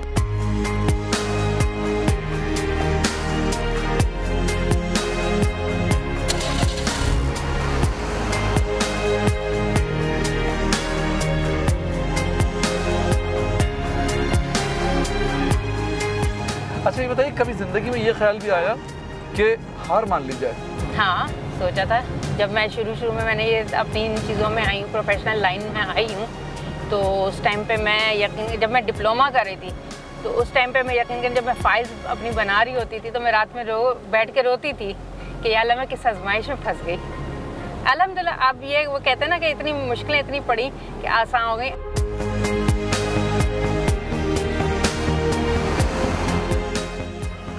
क्या ये कैसी लगी आपको ये मुलाकात? मुझे तो बहुत मज़ा आया। अस्मा शकील की ज़िंदगी पे जब हम नज़र डालते हैं तो उसमें एक चीज़ नज़र आती है हमें जो सबसे इम्पॉर्टेंट है, और वो है उनका इरादा, जो उन्होंने अब से 8 साल पहले किया था कि ख़ुद को बदलना है, अपनी ज़िंदगी को बदलना है, अपने हालात को बदलना है, और उन्होंने ये करके दिखा दिया और बन गई आपके और मेरे लिए एक मिसाल। कैमरामैन मोहम्मद आतिफ के साथ रेहान अहमद, समा, कराची। बिल्कुल, हम भी ऐसी खवातीन को सलाम पेश करते हैं। वैसे आप भी खातून और बहुत काम करती हैं, सुबह जाती हैं, बहुत मेहनत करती हैं, आप भी सलाम पेश करते हैं कि जो खवातीन ऐसे काम कर रही हैं, घर भी संभाल रही हैं, हर मेहनत मजदूरी करने वाले को हमारा सलाम है। बिल्कुल ऐसा ही है। अच्छा, हम आगे बढ़ते हैं और कुछ इस तरह की बात भी करते हैं। वैसे मुझे अपनी बचपन की कुछ याद आ गई कि हम बचपन में कोशिश करते हैं कि हम जहाँ खेल रहे हैं ना वो मट्टी खोदें और वहाँ से हमें कोई तिजोरी मिल जाए, कोई सोना मिल जाए। बचपन से लालची करते, लेकिन खैर हम कोशिश करते हैं कि हमें कोई ऐसी कीमती चीज़ मिले जो बहुत महंगी हो। तो हम भारत की बात करते हैं। भारतीय रियासत मध्य प्रदेश के इलाके पना में एक गरीब और मुफलिस किसान की उस वक्त किस्मत खुल गई महक जब वो फसल बोने के लिए जमीन की खुदाई कर रहा था। खुदाई के दौरान उसे जमीन में एक चमकती हुई चीज नजर आई। और वो चमकती हुई चीज क्या थी? वो एक हीरा था जो बहुत ही महंगा था, और जो जिसकी ख्वाहिश थी कि वो आपको मिले, लेकिन वो मिला उस किसान को मिल गया। चले, अच्छी बात है उसके लिए। किसान को जमीन से जो हीरा मिला है उसकी जब मैं आपको मालिक बताऊंगी तो आपका मुंह खुला का खुला रह जाएगा। क्या मालिक? हाँ, मैं बताने लगी। 14.98 कैरेट का ये हीरा है और इसकी मालियत 60 लाख भारतीय रुपए से भी ज्यादा बनती है। 60 लाख मैंने कहा है। तो ये शाहजेब की दरीना ख्वाहिश थी कि ये हीरा नहीं मिले, लेकिन बदकिस्मती से ये भारत में पाया गया। लेकिन क्या वो आगे भी किसान रहेगा या वो काम करना छोड़ देगा? ये बड़ा अहम सवाल है। चलें जी, एक और खबर ये है कि ताइवान में कोरोना वायरस के 22 मरीजों को करंटीना में बदले गए होटल में रखा गया। तो एक मजदूर जो था उसने 8 सेकंड के लिए कोशिश की कि वो बाहर निकल आए। ये मनासिर भी हम दिखा सकते हैं। बिल्कुल मनासिर हम देख रहे हैं। और इस जुर्म पर मजदूर को $3,500 का जुर्माना आयद किया गया। ये होटल काओसोइंग शहर में वाक़ है और जाहिर है ऐसा करना बहुत खतरनाक साबित हो सकता है आपके अपने लिए दीगर लोगों को बड़ा नुकसान है, दीगर लोगों के लिए भी। और हम रोजाना अपने प्लेटफॉर्म से ये पैगाम देते हैं कि भैया खुद भी एहतियात करें। अगर आप अपना ख्याल रखेंगे तो ना जाने कितने लोगों का ख्याल रखेंगे। ख्याल की बात जब आती है तो फिर जो हुकूमतें होती हैं वो ये सोचती हैं कि आने वाले वक्त में जो अगली नस्ल होगी, जो आने वाले लोग होंगे, उनका भी हमने ख्याल रखना है मुख्तलिफ तरीकों से। उसी की हम बात करने लगे। सऊदी माहिरीन ने मुतबादिल तवानाई के तौर पर बिजली पैदा करने का नया तरीका इजाद कर। मतलब ज्यादा गाड़ी चलाएंगे सड़क पे तो ज्यादा बिजली स्टोर होगी। ये अब आप आगे बताएंगे ना आवाम को। ये इस इजाद के जरिए सड़कों के नीचे खुसूसी डिवाइसेस नस्ब करके उनमें बिजली स्टोर की जा सकेगी। यानी कि आप गाड़ी ड्राइव करेंगे और मेरे ख्याल में जो उसकी फ्रिक्शन होती है, उस फ्रिक्शन की वजह से जो उसमें हीट पैदा होती है उससे ये बिजली स्टोर की जाएगी, बिजली बनाई जाएगी और उसको जो मुस्तकबिल है उसके लिए सेव किया जाएगा ताकि आगे एक मेरे ख्याल में एक मुस्तकबिल की बड़ी अच्छी एक प्लानिंग है बिजली स्टोर करने की। शाह अब्दुल अजीज, यूनिवर्सिटी से मुंसलिक माहिरीन के तरीका इजाद के तहत पैदल चलने से कई मेगावाट बिजली पैदा की जा सकेगी। गाड़ी भी चलाएंगे आप और पैदल भी चलेंगे तो जनाब बिजली सेफ हो जाएगी। इस इजाद को इलेक्ट्रिक जनरेशन टेक्नोलॉजी अमेरिका में रजिस्टर करवा लिया गया। दुनिया कहां से कहां निकल रही है, बिजली पैदा कर रही है जनाब, बिजली पैदा कर तो रही है, साथ में स्टोर भी कर रही है। अगर आप चल रहे हैं तो तब भी आपकी बिजली स्टोर है। और पाकिस्तान में क्या पाकिस्तान की आबादी बहुत ज्यादा है, अगर यहाँ भी डिवाइसेस लगा दें तो मेरे ख्याल में काफी बिजली स्टोर हो सकती है। बिल्कुल, लेकिन यहाँ पे क्या होता है, यहाँ पर हल्की सी बारिश होती है, फौरन बिजली चली जाती है, सड़कें नजर ही नहीं आती, फिर हम चलेंगे कहां पे? अभी हमने जाना एक ब्रेक पे, आप हमारे साथ रहिएगा।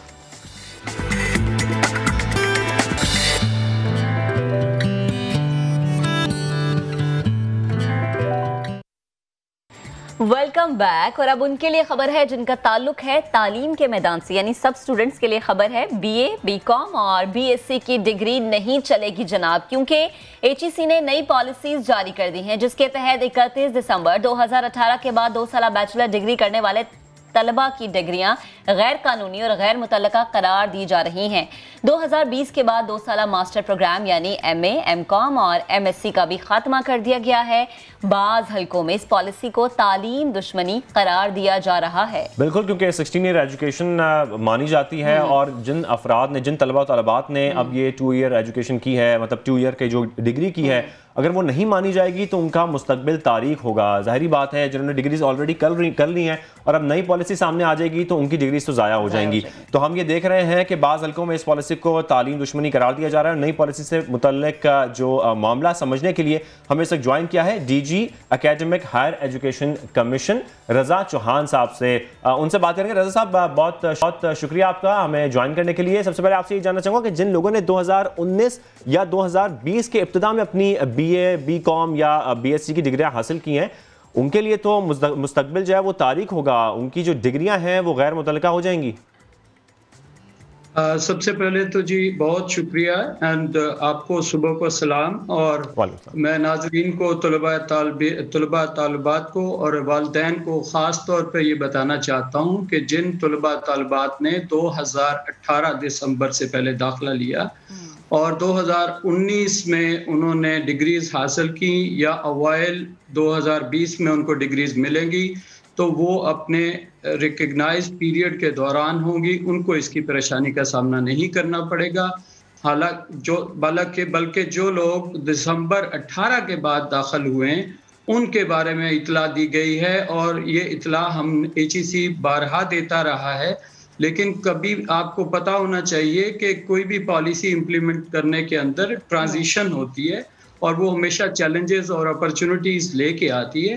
तो इसका एक चैलेंज ये है कि हमें इस ट्रांजिशन को लेना है, और इसकी जो अपॉर्चुनिटी है वो ये है कि हम क्वालिटी एजुकेशन की तरफ बढ़ रहे हैं, और वो क्वालिटी एजुकेशन जो है उसके हमने मुतबादल जो है वो एसोसिएट डिग्री प्रोग्राम शुरू करने का कहा है। वो हम क्वालिटी एजुकेशन की तरफ जा रहे हैं रजा साहब, लेकिन जो मेरा सवाल है मैं ये पूछना चाह रहा हूँ कि जिन्होंने 2 साल की डिग्रीज कर ली हैं, अब उनकी डिग्रीज हो चुकी हैं, उनको ऑन किया जाएगा जब वो फील्ड में जाएंगे तो वो कैसे सर्वाइव करेंगे? मैं आपसे ये जानना चाह रहा हूँ।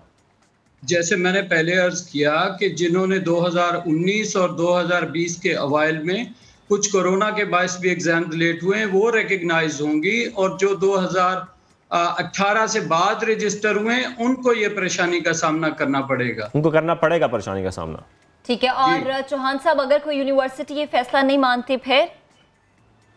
देखें, उसके बारे में एचईसी ने पहले भी इतला दी है कि उन यूनिवर्सिटीज़ की डिग्री अटेस्ट नहीं की जाएंगी, रिकग्नाइज नहीं की जाएंगी, लेकिन उन बच्चों के लिए एक तरीक़ाकार मौजूद है कि उन्होंने जो पढ़ा होगा, यूनिवर्सिटी जो दाखिला देना चाहे उसको अपने बैचलर प्रोग्राम में वो असेस करके उसको उसके रिस्पेक्टिव प्रोग्राम में बैचलर में दाखिला दे सकती है। ठीक है। अच्छा चौहान साहब, हम अक्सर देखते हैं कि एक बीए ऑनर्स की डिग्री होती है, तो क्या इस डिग्री को भी लेते हुए कुछ तब्दीलियां देखी जाएंगी, क्योंकि ये एक 4 साला प्रोग्राम होता है? जी देखिए, 4 साला प्रोग्राम बनाने का मकसद ही ये था कि ऐसे प्रोग्राम बनाए जाएं जो ब्रॉड बेस्ड एजुकेशन रखते हों और जो प्रैक्टिकल स्किल्स दे सकते हों बच्चों को, और बच्चे अपना रोजगार के मौके या अपनी सोशल एंटरप्रेन्योरशिप या एंटरप्रेन्योरशिप के ऊपर काम कर सकें, अपने रिस्पेक्टिव फील्ड्स में कौम को सर्व कर सकें। तो इसको मद्देनजर रखते हुए 4 साला प्रोग्राम शुरू किए गए। और आपको मैं एक चीज़ बताता चलूँ, ये स्टार्ट का हिस्सा है कि जो CSS के रिजल्ट्स 15% से 3% तक डिक्लाइन हुए 2009 से लेकर 16 के दरमियान, उसमें 4 साला प्रोग्राम के बच्चे 19% बच्चे अपीयर हुए और उन बच्चों ने 46% सीट्स एक्वायर की। तो ये इस चीज़ की एक अंदाज़ा देती है कि जी जिन बच्चों ने 4 साल एजुकेशन की, उन्होंने क्वालिटी एजुकेशन हासिल की, उन्होंने ना सिर्फ ज़्यादा मौके अर्न किए बल्कि उन्होंने ज़्यादा बेहतर तरीके से परफॉर्म भी किया। अच्छा रज़ा साहब, हमारे यहाँ तो नौकरी की जो डिग्री है उसी की बुनियाद पर नौकरी मिलती है। ऐसे तो लोगों की जो नौकरियां वो खतरे में पड़ जाएंगी, जैसा कि आप जिक्र कर रहे हैं, उनके लिए मुश्किलात हैं जिन्होंने 2018 या 19 में की हैं और आप कह रहे हैं कि उनकी डिग्रियां बाद में मिलेंगी, तो उनके लिए तो बड़ी मुश्किलात बढ़ जाएंगी। जी शाहजेब साहब, मैंने अर्ज किया कि जिन्होंने अवाइल 2020 या 19 में डिग्रियां हासिल की और वो दिसंबर 31 2018 से पहले रजिस्टर हो गए थे, उनको ये परेशानी का सामना नहीं करना पड़ेगा। जिन्होंने उस पीरियड के बाद डिग्रियां हासिल करेंगे उनको ये परेशानी का सामना करना पड़ेगा। और आपको ये बताता चलूं कि जो BA को मुतबादल इसका दे दिया गया है एसोसिएट डिग्री, तो वो बच्चे एसोसिएट डिग्री में जाएंगे जिसके अंदर के 21 से 22 कोर्सेज पढ़े जाएंगे, जिससे वो ब्रॉड बेस एजुकेशन और प्रैक्टिकल स्किल हासिल कर सकेंगे जो उनको ज्यादा बेहतर मौके फराहम कर सकेंगे रोजगार के। अच्छा, और रज़ा साहब अगर हम मास्टर्स की एजुकेशन के प्लान की बात करें। जी महक साहबा, आपको मास्टर्स के प्रोग्राम अभी 31 दिसंबर 2020 उसकी हतमी तारीख दी गई है। जो बच्चे इसके बाद दाखिल होंगे उनको चाहिए कि वो अभी से अपने अपने रिस्पेक्टिव बैचलर्स के अंदर दाखिला लें और ताकि बेहतर तालीम हासिल कर सकें। आप सब जानते हैं, पूरी कौम जानती है कि जो 4 ईयर बैचलर प्रोग्राम्स होता है वो 40 से 46 कोर्सेज पे मुश्तमिल होता है, जिसमें उनको ना सिर्फ तालीम दी जाती है बल्कि प्रैक्टिकल स्किल भी दी जाती है, बल्कि सोशल स्किल्स भी दी जाती हैं, ताकि वो मुआशरे का एक अच्छा शहरी बन सकें। अपने अपने अपने अपने अपने जो उनके रोजगार के मौके हैं उनको बेहतर तरीके से वो हासिल कर सकें और अपने फील्ड्स के अंदर। रज़ा साहब सॉरी मैं आपको इंटरप्ट कर रही हूँ, आप रोजगार के मौकों की बात करें, लेकिन इस चीज को जिसके बारे में हम बात करें उसको सुनने के बाद बहुत सारे लोग ये कह रहे हैं कि तालीम दुश्मन पॉलिसी है ये। तो आप इस चीज को किस तरह से देखते हैं कि इन पॉलिसीज पर तनकीद की जा रही है, क्योंकि ऐसी पॉलिसीज से पाकिस्तानियों को तालीम से महरूम कर दिया जाएगा, ये भी लोगों का बयान सामने आया है। जी महक साहबा, ये मेरा ख्याल है कोई भी ऐसी तालीम दुश्मन पॉलिसी HEC ने ना बनाई है, ना बनाने का सोचता है, ना बनाएगा। क्योंकि ये आपको याद होगा कि पहले 2 साला बैचलर भी होता था और 3 साला बैचलर भी होता था, और 1 ईयर के भी कुछ प्रोग्राम्स हुआ करते थे जो इवेंचुअली फेड आउट किए गए या फेज आउट किए गए, और उनके बुनियाद पे उनके मुतबादल बहुत अच्छे प्रोग्राम डिज़ाइन करके डाले गए। ना सिर्फ यूनिवर्सिटी ने बल्कि उनमें HEC ने भी गाइड किया और यूनिवर्सिटीज़ ने उनको अडॉप्ट किया, और उन बच्चों ने आगे जाके अपने अपने फील्ड्स में अच्छे तरीके से कौम को सर्व किया। अच्छा मुझे ये बता दें, जो मैं आपसे थोड़ा सा ये भी डिस्कस करना चाहूँगा कि वो बात आपकी ठीक है कि उन स्टूडेंट्स को इतना नुकसान नहीं होगा जिन्होंने 2018 में किया या 19 में किया, लेकिन मैं थोड़ा सा ये जानना चाहता हूँ कि जब वो बच्चे जो तलबा हैं वो फील्ड में जाएंगे तो जो कंपनीज जिन्होंने उनको हायर करना है वो तो इस पर एतराज़ करेंगे। ज़ाहिर है वो इसको नहीं मानेंगे कि अगर उन्होंने 2 साल की डिग्री की हुई है, वो इस पर एतराज़ करेंगे। बेशक वो स्किल सीख लें, वो एक अलग बात है, लेकिन एतराज़ तो किया जाएगा, उनको कंसिडर नहीं किया जाएगा जॉब्स में। देखें, हर मुलाजमत की जो है एक रिक्वायरमेंट होती है। किसी मुलाजमत की रिक्वायरमेंट एक BA है, किसी मुलाजमत की रिक्वायरमेंट जो है 16 साल एजुकेशन है जो कि 4 ईयर बैचलर्स है, तो वो उसके मुताबिक ही इनवाइट किए जाएंगे और उसके मुताबिक ही असेस किए जाएंगे। लेकिन जब एक बैचलर बच्चा करेगा और उसका मुतबादल एसोसिएट डिग्री मौजूद होगा और उसकी इक्विवेलेंस जो है 14 साल तालीम के मुताबिक मिलती रहेगी, तो मेरा नहीं ख्याल कि ऐसा कोई मौका आएगा कि उन लोगों को ये चैलेंज का सामना करना पड़े। ठीक। और चौहान साहब, वो तलबा या तालिबात जो कि घर बैठकर बतौर प्राइवेट उम्मीदवार इम्तिहानात की तैयारी करते हैं, उनके इम्तिहानात या जो चीज़ उन्होंने सेलेक्ट की उस पर कोई असर पड़ेगा? जी मैडम, मैं एक सबा ये बता दूं कि ये एक थोड़ा सा चैलेंज है, क्योंकि इसके अंदर एफिलिएटेड कॉलेज का मामला आता है या एफिलिएटेड कॉलेजेस का मामला आता है, जो 3000 कोई 3600-3700 की तादाद में मौजूद हैं, जिनके अंदर बच्चे रजिस्टर होते हैं और पढ़ते हैं। तो ये यूनिवर्सिटीज़ को गाइड भी किया गया, बारहा उनको मुतनब्बे भी किया गया है कि वो अपनी ट्रांजिशन लें, और जिन यूनिवर्सिटीज़ ने इसको अच्छी तरीके से टेकअप किया है, उन्होंने इसी को एज अपॉर्चुनिटी लिया है और उन्होंने अपने प्रोग्राम्स को रीडिज़ाइन किया है। कुछ ने ट्रांजिशन ले लिया है, कुछ ट्रांजिशन के इस वक्त मोड में चल रहे हैं। और ये जो एसोसिएट डिग्री आएगी, ये कोई तकरीबन 21 से 22 कोर्सेज पे मुश्तमिल होगी। अगर इसको एनुअल सिस्टम पे भी पढ़ाया जाए तो ये 12 कोर्सेज के मुश्तमिल होगी और इससे बेहतर तालीम मुहैया की जा सकेगी तालिब इल्मों को। ठीक। रज़ा चौहान साहब डीजी एकेडमिक हमारे साथ मौजूद थे और वो गुफ्त रहे थे उस चीज़ पर जो कि पॉलिसी अब बन गई है कि अब तालीम का मयार जांचा जाएगा और इस जांचने के लिए तालीम के मयार को तब्दील कर दिया गया है। आगे बढ़ते हैं, ज़रा दुनिया का एक दोबारा से चक्कर लगाते हैं और बात कर लेते हैं ऑस्ट्रेलियावी ड्राइवर की, जो कि शार्क का निशाना बनने से बाल बाल बचा उस वक्त जब अपने कैमरे से उसने शार्क को खुद से दूर रखा और अपनी जान बचाई। बिल्कुल अपनी जान बचाई, और ये जाहिर है बड़ा खतरनाक सीन होगा। सोचें आपके सामने एकदम शार्क आ जाए तो आप डर जाते हैं।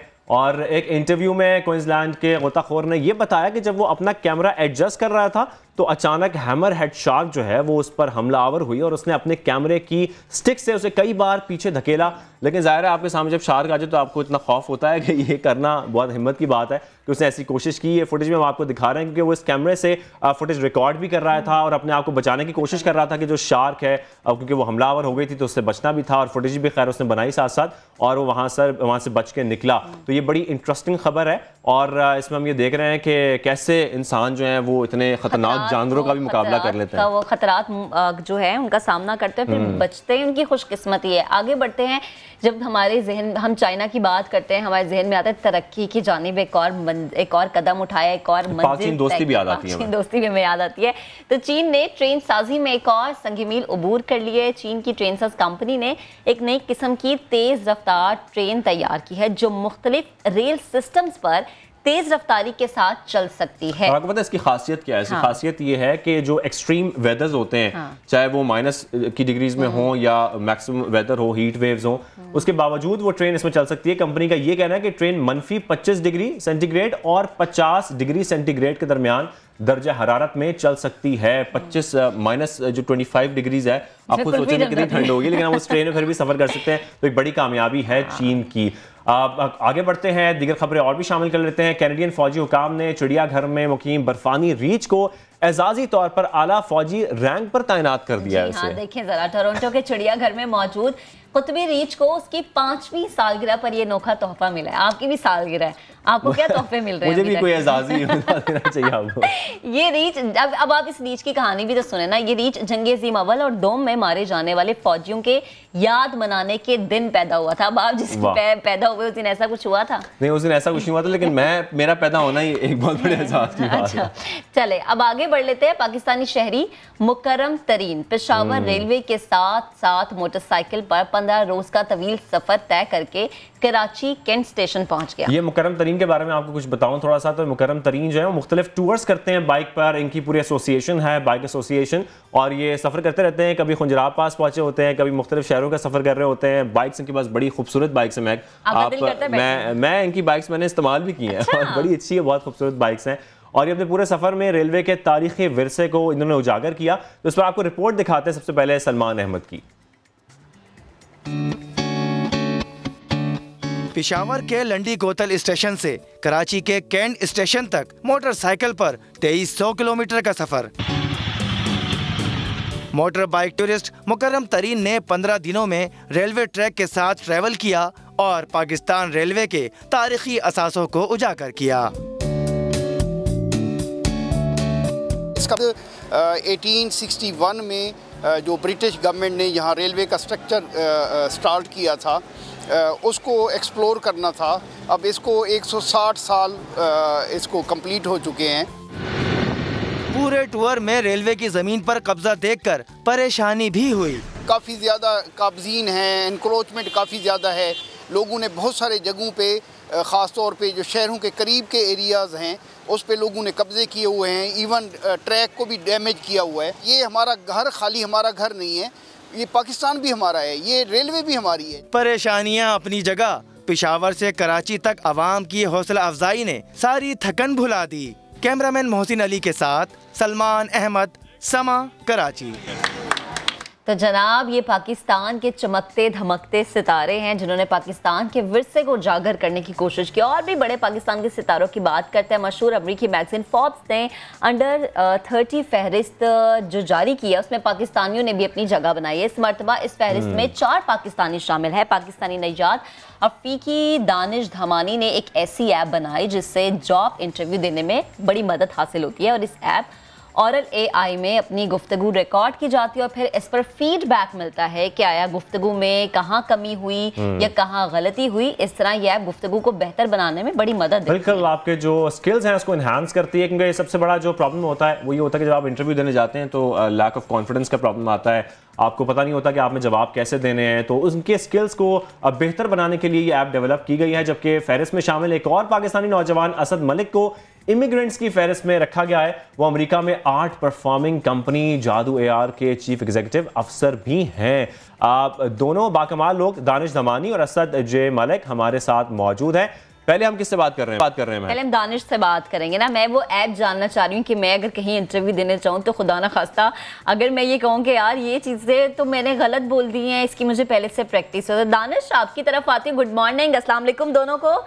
तो दानिश, मुझे पहले ये बताएगा कि ऐप बनाने के पीछे आखिर कहानी क्या थी? वो क्या ऐसी वजह बनी कि आपने कहा कि मैंने ये अब ऐप बनानी है, इसका ख्याल मेरे जहन में आ गया, इस ख्याल को मैंने हकीकत का रूप देना है? ये जो प्रॉब्लम है जॉब इंटरव्यू करना या तो फिर प्रेजेंटेशन करना, ये दुनिया में सबसे बड़ी फियर है। और मेरे को भी ऐसा था जब मैं अमेरिका आया कॉलेज के लिए। पसीना आता था जब मेरे को प्रेजेंट करना पड़ता था, जब ऐसे सवालों आते थे जॉब इंटरव्यू में।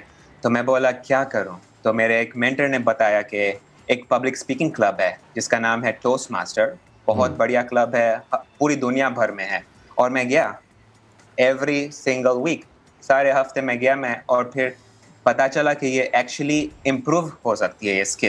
ये स्किल ऐसी नहीं है जो तुम बॉर्न हो उसके साथ, ये स्किल ऐसी है जो तुम इम्प्रूव कर सकते हो। जब तुम इम्प्रूव करो ये स्किल को, सारे दुनिया भर तुम्हारे डोर्स खुल जाते हैं।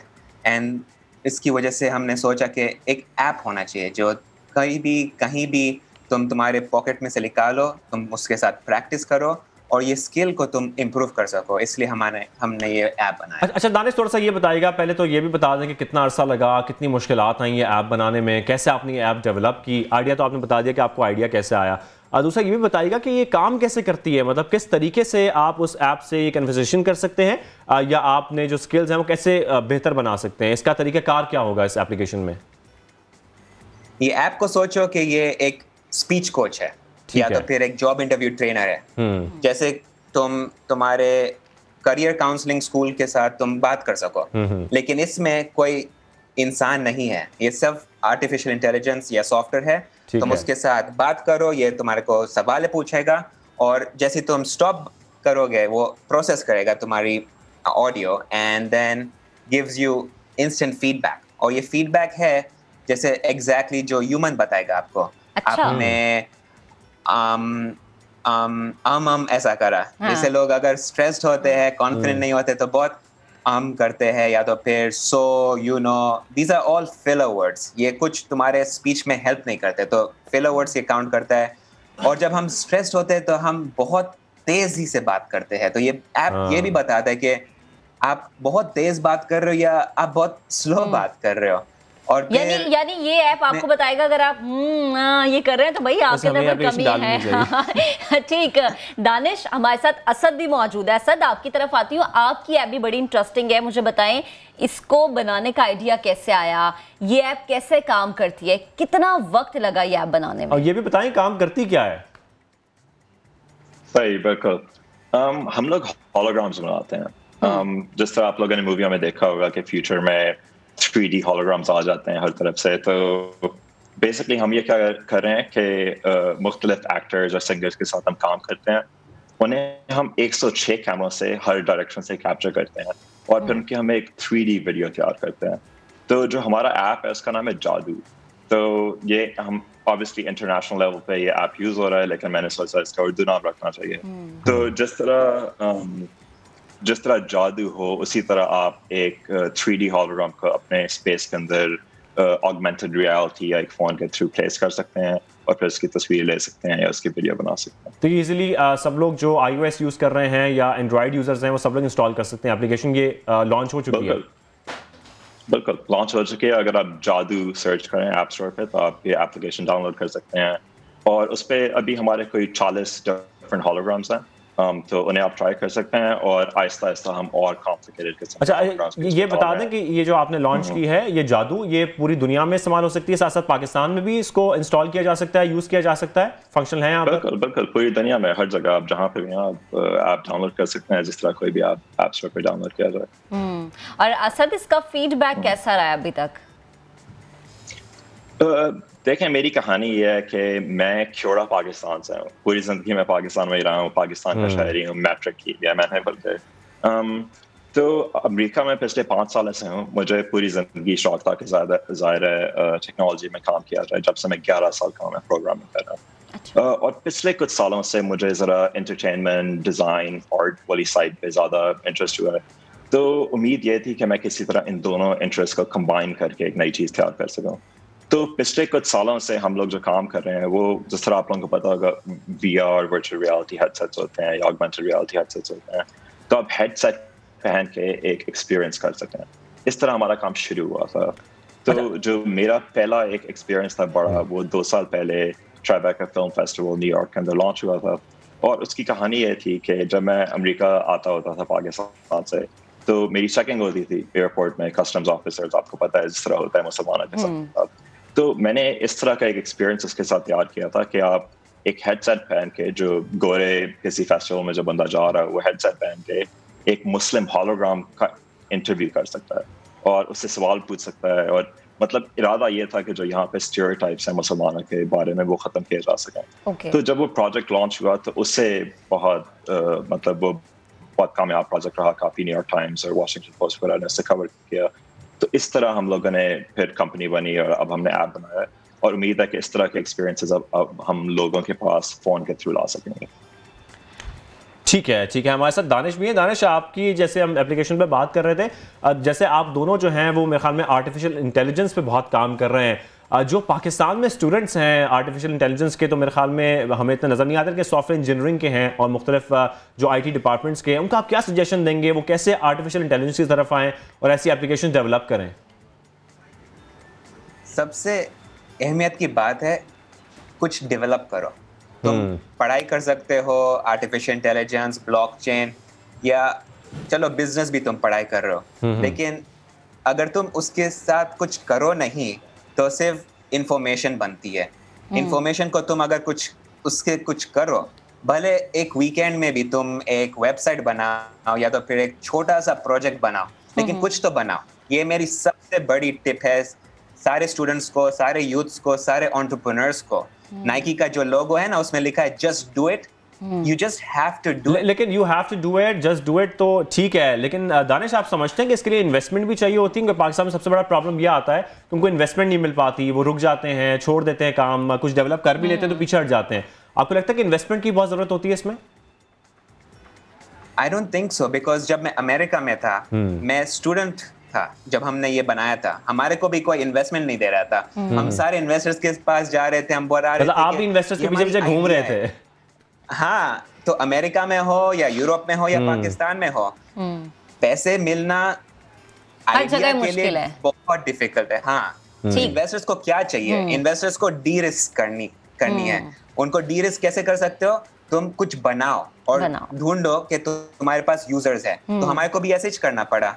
हमने रिलाई करा हमारी खुद की स्किल्स के ऊपर, जो हमारे पास थी नहीं, तो हमने गूगल पे गए, हम गूगल पे लर्न करे कैसे हम ये चीजें बना सकते हैं। और मैंने I didn't have all the skills, तो मेरे को ढूंढना पड़ा दूसरी टीम मेंबर्स जो मेरे साथ बिगेर सैलरी में काम कर सके। उनको क्या दिया मैंने? शेयर्स दिया। तो ऐसा हम कुछ ना कुछ तो शुरू करना पड़ता है। और जैसे कि आप गूगल का जिक्र कर रहे हैं दानिश, इसका मतलब है कि असल में आपसे भी ये सवाल करूंगा कि जो स्टूडेंट्स आईटी के नहीं हैं, आर्टिफिशियल इंटेलिजेंस के नहीं हैं, वो भी गूगल से सीखकर एप्लीकेशंस डेवलप कर सकते हैं। It's not that difficult. Exactly. मैंने क्या स्टडी करा? Mechanical engineering. अच्छा, मैकेनिकल इंजीनियरिंग करके आपने एक एप्लीकेशन तैयार की है पूरी। हाँ, यानी कोई भी कुछ भी कर सकता है आजकल दुनिया में। आप गूगल में जाओ, आप यूट्यूब में जाओ, आप कोर्सेरा पे जाओ, आप कुछ भी लर्न कर सकते हो आज। असद आप भी यही समझते हैं? असद से पूछ लेते हैं। देखें सर, मैं अग्री करता हूँ दानिश भाई जो कह रहे हैं कि आजकल आप चीज़ें सीख सकते हैं और जो प्रोग्रामिंग इस टाइप की चीज़ों का बहुत एक इंटिमिडेटिंग लुक बन गया है कि लोगों को लगता है बहुत मुश्किल चीज़ है, मैं नहीं कर सकता। लोग शुरू में जब बच्चे होते हैं मैथ में अच्छे नहीं होते तो कहते हैं प्रोग्रामिंग नहीं कर सकता। ऐसी कोई बात नहीं है, प्रोग्रामिंग कर सकते हैं लोग। बल्कि पाकिस्तान में बहुत ज़्यादा प्रोग्रामर्स हैं, मतलब पाकिस्तान में काफ़ी लोग IT वगैरह कर रहे हैं, वहाँ पे बड़ा रुझान है इस चीज़ का। तो मेरे ख्याल से इन्वेस्टमेंट बड़ा इंपॉर्टेंट है। ऑब्वियसली मैं जो यहाँ काम कर रहा हूँ अमेरिका में, मैं पाकिस्तान में नहीं कर सकता। उसकी वजह यह है क्योंकि कैलिफोर्निया में पैसा है, इन चीज़ों के लिए पैसा है, तो ये ज़रूरी बात है। लेकिन मैंने पाकिस्तान में लोग हायर करना शुरू किए हैं और उसकी वजह यह है कि वहाँ पे बहुत टैलेंटेड लोग मौजूद हैं जो कि अभी फ्रेशली लम्स नस्ट वगैरह से ग्रेजुएट करके निकल रहे हैं, जिन्हें बहुत शौक है कि वो अपनी जब अपने 20 साल के जो लोग हैं वो अपनी जिंदगी में कोई मकसद का काम कर सकें। और मसला ये है कि पाकिस्तान में मकसद का काम मिलता नहीं है। यहाँ पे जो गेम इंडस्ट्री है उसमें लोग बैठ के आमतौर पे क्लोन्स बना रहे होते हैं कि कोई फलानी चाइनीज गेम का क्लोन बना के सारे एड्स डाल दो, इस तरह का काम हो रहा है। तो जो बहुत टैलेंटेड लोग भी निकलते हैं उन्हें कोई मतलब प्रॉपर आउटपुट नहीं मिलता, यानी कोई अच्छा प्लेटफॉर्म भी नहीं मिलता ना कि वो अपनी स्किल्स को आगे बता सके। असद, अच्छा दानिश, अभी आपने इंजन्स का जिक्र किया, सर्च इंजन्स का। गूगल था, यूट्यूब, और एक तीसरा कॉन्सेप्ट था, मेरी याददाश्त बड़ी कमजोर है, मैंने एक दफा दोबारा पूछ लूं मैं आपसे। कोर्सेरा। ओके, ठीक है। तो ये 3 चीजें भाई जो हमारी नौजवान नस्ल है उनके लिए बड़ी जरूरी है। अच्छा दानिश, कौन कौन सी बड़ी कंपनीज अभी तक आपकी ऐप यूज कर चुकी हैं? IBM, Comcast, HPE। अच्छा, मुझे ये भी बताएगा साथ साथ, यकीनन ये आप लोगों की बहुत कामयाब जा रही है और बहुत अच्छी बात है कि IBM के साथ भी आप लोग काम कर रहे हैं और बहुत बड़ी बड़ी कंपनी के साथ आप लोग मुंसलिक हैं। लेकिन मुझे सिर्फ इतना से छोटी सी ये बात भी बता दें कि क्या आप लोगों की कुछ ऐसी प्लानिंग है कि जो स्टूडेंट्स पाकिस्तान में हैं उनके लिए या जो सीखना चाहते हैं उनके लिए कोई आप लोग ऐसा प्लेटफॉर्म बनाएं जहां पर वो जाकर इजीली एप्लीकेशन डेवलपिंग जो है वो सीख सकें? दानिश आप बता दें पहले। अच्छा जी। मैं बोलता हूं कि ऑलरेडी इतनी ज्यादा प्लेटफॉर्म्स अवेलेबल है, इतना ज्यादा कंटेंट ऑलरेडी बाहर है कि एक और बनाने की जरूरत है ही नहीं। जरूरत नहीं है, ठीक है। असद आप क्या कहेंगे? सॉरी आपकी बात काटूं, थोड़ा टाइम शॉर्ट है। असद आप क्या कहेंगे? वो कहने के बनाने की जरूरत नहीं है, आप समझते हैं कि बनाने की जरूरत है पाकिस्तान के लिए प्लेटफॉर्म्स को? ऐसे सर मैं ये समझता हूं कि पाकिस्तान में बहुत लोग हैं जिन्हें पहले ही पता है एप्लीकेशन कैसे बनाते हैं, वो जो सही एप्लीकेशंस बनानी चाहिए वो नहीं बना रहे। इतनी सी बात। ठीक है, हमारे साथ दानिश मौजूद थे, हमारे साथ असद मौजूद थे और यकीन वो नए स्टूडेंट्स हमें देख रहे हैं उनके लिए बड़ा अच्छा पैगाम, उनके बड़ा नॉलेजेबल डिस्कशन थी। और देखिए इन्होंने कहां से शुरू किया और आज बड़ी बड़ी कंपनीज इनकी ऐप यूज करी हैं। अभी हमें एक बड़ी नहीं छोटी सी ब्रेक लेनी है, ब्रेक के बाद हम वापस आएंगे, आप हमारे साथ रहिएगा।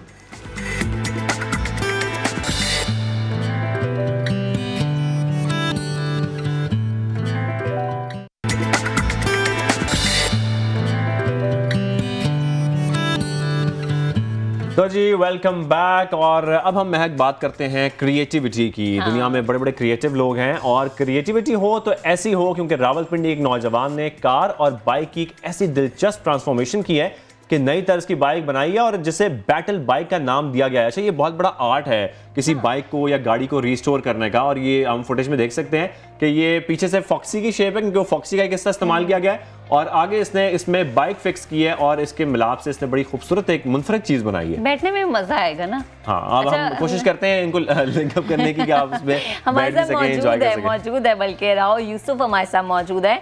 हम राव यूसुफ से बात भी कर लेते हैं और उनसे पूछ भी लेते हैं कि भाई ये इतना मुनफरिद आइडिया आपके जहन में आया कैसे। अस्सलाम वालेकुम यूसुफ, गुड मॉर्निंग। मुझे सबसे पहले ये बताएं कि ये बड़ा ज़बरदस्त आइडिया है, मैंने पहली दफ़ा अपनी ज़िंदगी में ये चीज़ देखी है, तो ये आइडिया आया कैसे?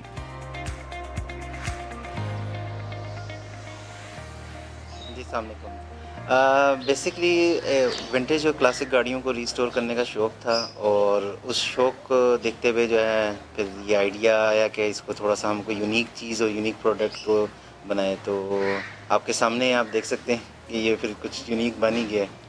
अच्छा राव यूसुफ, आपने जिसको नाम दिया है बैटल का, ये बैटल बाइक का नाम देने का क्या मकसद है? मतलब एक तरफ फॉक्सी है, बाइक है, ये कोई बैटल से रिलेटेड है?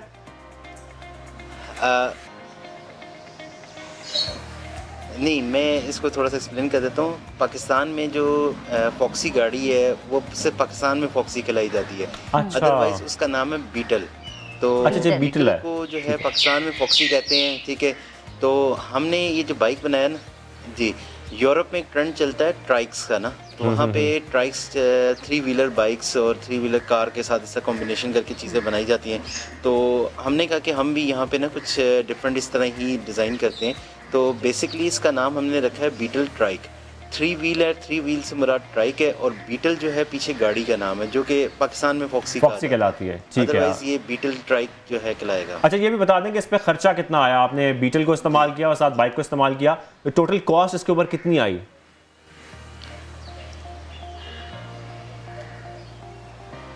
टोटल कॉस्ट तो इसकी आप तकरीबन लगा लें, जो मेकिंग कॉस्ट है वो तकरीबन 4,50,000 है, ठीक है। बाकी जो बाइक है वो डिफरेंट प्राइस में हमने परचेज़ किया है, और जो पीछे गाड़ी है वो भी डिफरेंट प्राइस में परचेज़ की है। तकरीबन लगभग टोटल करके 959 के अराउंड जो है ये हमें पड़ गया। अच्छा, तो यूसुफ क्या मतलब आप जब ये चलाते हैं तो लोग इसे देख के यकीनन ये आपसे पूछते होंगे ना कि भाई ये क्या है? तो अभी आपने इस तरह की भी नई गाड़ियां या बाइक का जो मिलाप है जो आपने इसको इकट्ठा किया है वो बनाने का आप इरादा रख रहे हैं, या इस कुछ ऐसा इरादा है कि थोड़ी सस्ती वस्ती में आप किराए पे दे दें, हम जैसे गरीब लोग भी चला के एंजॉय कर लें?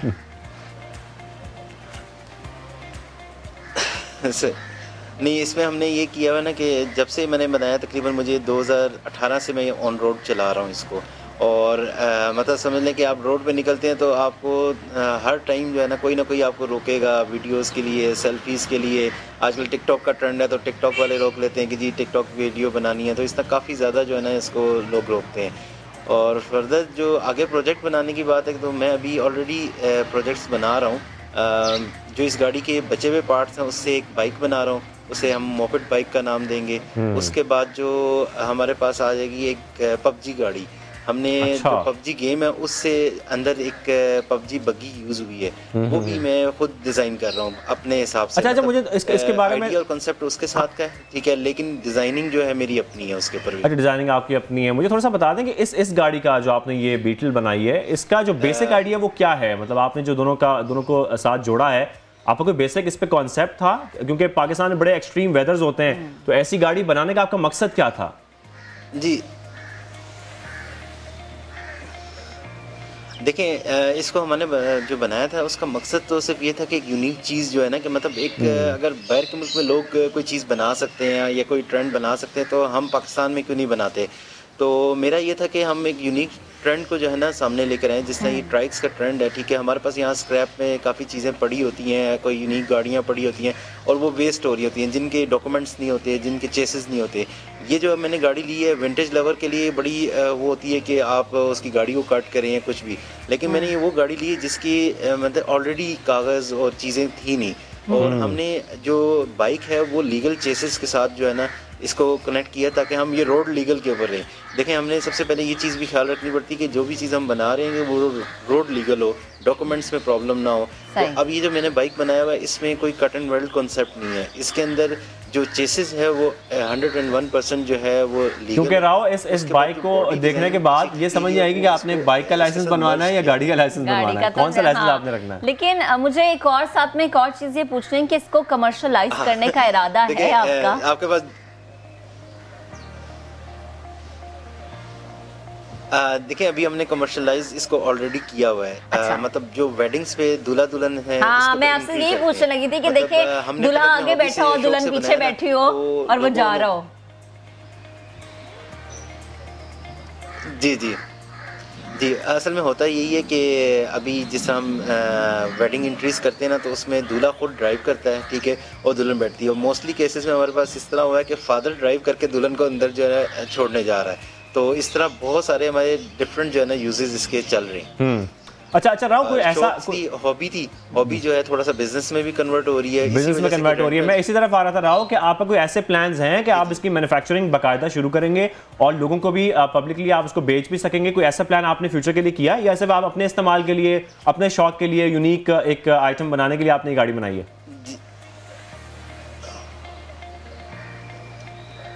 नहीं, हमारा अभी ऑलरेडी जो है इसके ऊपर काम शुरू हुआ है। कुछ लोग हमें ऑर्डर्स कर रहे हैं कि ये हमें चाहिए, लाहौर के लिए चाहिए, गुजरांवाला के लिए चाहिए, कराची के लिए चाहिए, इस्लामाबाद में अभी अल्हम्दुलिल्लाह 3 हो गई हैं।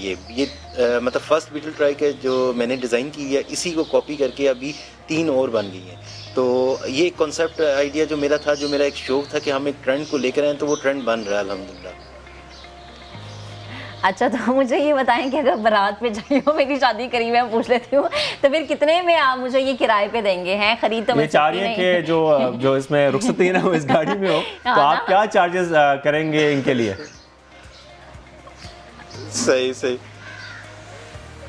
देखें, चार्जेस का तो कोई इतना कोई ख़ास ऐसा नहीं हमने रखा हुआ कि नहीं करेंगे। मतलब कस्टमर के जैसे ही होता है, हम कोशिश करते हैं कि हम इसको सर्विस दें ताकि जितने लोगों, एक इवेंट में कम से कम 300 से 400 लोग होते हैं। अगर एक इवेंट पे जाती है तो हमारी अपनी एडवर्टाइजमेंट होती है। अब मैंने अपनी ये जो कंपनी बनाई है राउस कस्टम के नाम से, वो इसी वजह से बनाई कि मेरी कंपनी का जो है थोड़ा सा लोगों की तरफ रुझान हो, लोगों को पता लगे कि हम पाकिस्तान में बैठ के ऐसी चीज़ें डिज़ाइन कर सकते हैं, डिफरेंट चीज़ें बना सकते हैं। अच्छा राव, मैं ये कह सकता हूँ कि आप ये कहना चाह रहे हैं कि महक अगर ये गाड़ी इस्तेमाल करना चाहती है अपनी शादी में तो फ्री ले जा सकती हैं, इसकी प्रमोशन हो जाएगी गाड़ी की?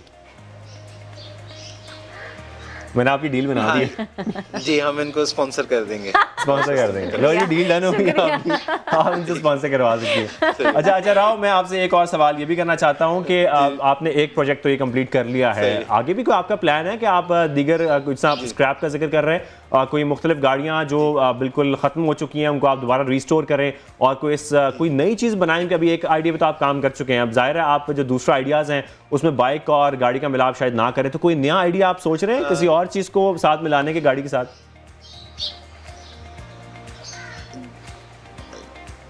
जी, मैं वही बता, मैंने अभी ऑलरेडी इन चीज़ों के ऊपर काम शुरू किया हुआ है। अभी इंशाल्लाह 15 to 20 डेज़ में मेरा एक बाइक कंप्लीट हो रहा है, जो इस गाड़ी के अगले हिस्से के पार्ट बचे हुए थे, लाइक इसके जो अगले फेंडर्स, बम्पर चीज़ें थी, हमने उससे एक बाइक बना लिया है।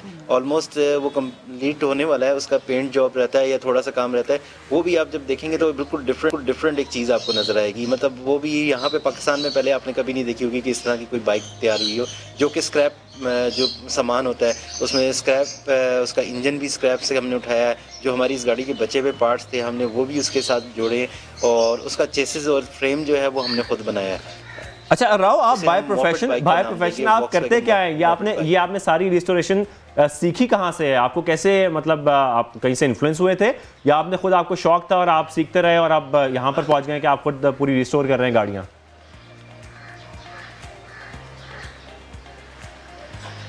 मेरा असल में जो है ना, जो प्रोफेशन है वो बिल्कुल डिफरेंट है, और आप समझें मेरा गोल्ड एंड डायमंड ज्वेलरी का बिजनेस है। अच्छा। और उसका इस चीज़ से कोई ताल्लुक नहीं है, लेकिन मेरी मतलब एक शौक़ था पुरानी गाड़ियों के से रिलेटेड, तो समझे कि अपने शौक़ को जो है साथ साथ हम आगे बढ़ा रहे हैं। बाकी गूगल जिंदाबाद है, गूगल हमें जो है सारा कुछ खुद सिखा रहा है। अब मैं कोई प्रोफेशनल इंजीनियर नहीं हूँ, कुछ भी नहीं हूँ, लेकिन मैंने गूगल से बड़ी बात है, आपने गूगल से सीखा है। अच्छा राव, मैं यहाँ पर एक और डील करवाना चाहता हूँ। आपने राव ज्वेलरी का जिक्र किया है, तो महक आपकी शादी आ रही है, गाड़ी का इंतजाम हो गया है, अब ज्वेलरी रह गई है, वो भी स्पॉन्सर कर देंगे आपको, ऐसा है राव? सही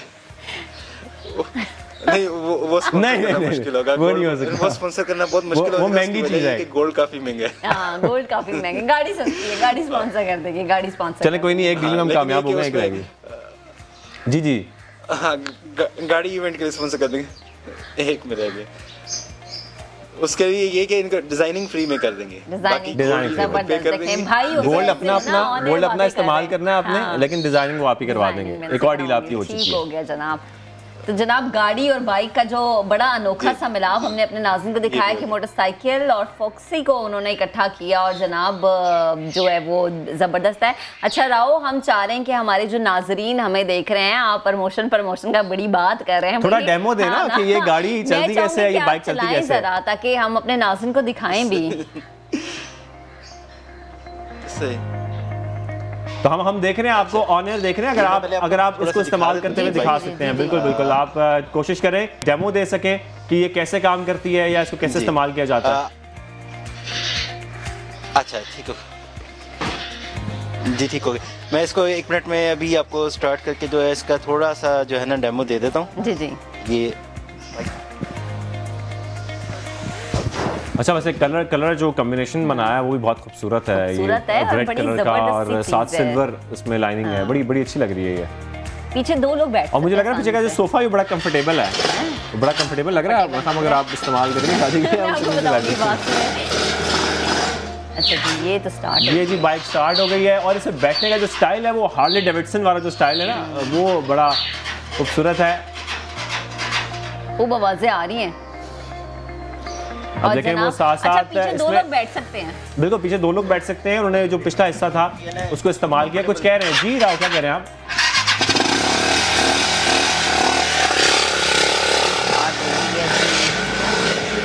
राव, साथ आप ये भी बता दें इसमें पावर कितनी है, ये इंजन कौन सा है, कितने सीसी इंजन है? आप चला लेंगे आसानी से शाज़ेब? नहीं शाज़ेब कैसी बता रही कि नहीं चला सकते, थोड़ा मुश्किल मुझे लग रहा है वैसे। हाँ देखा, ये खतरनाक है भाई, मैं तो नहीं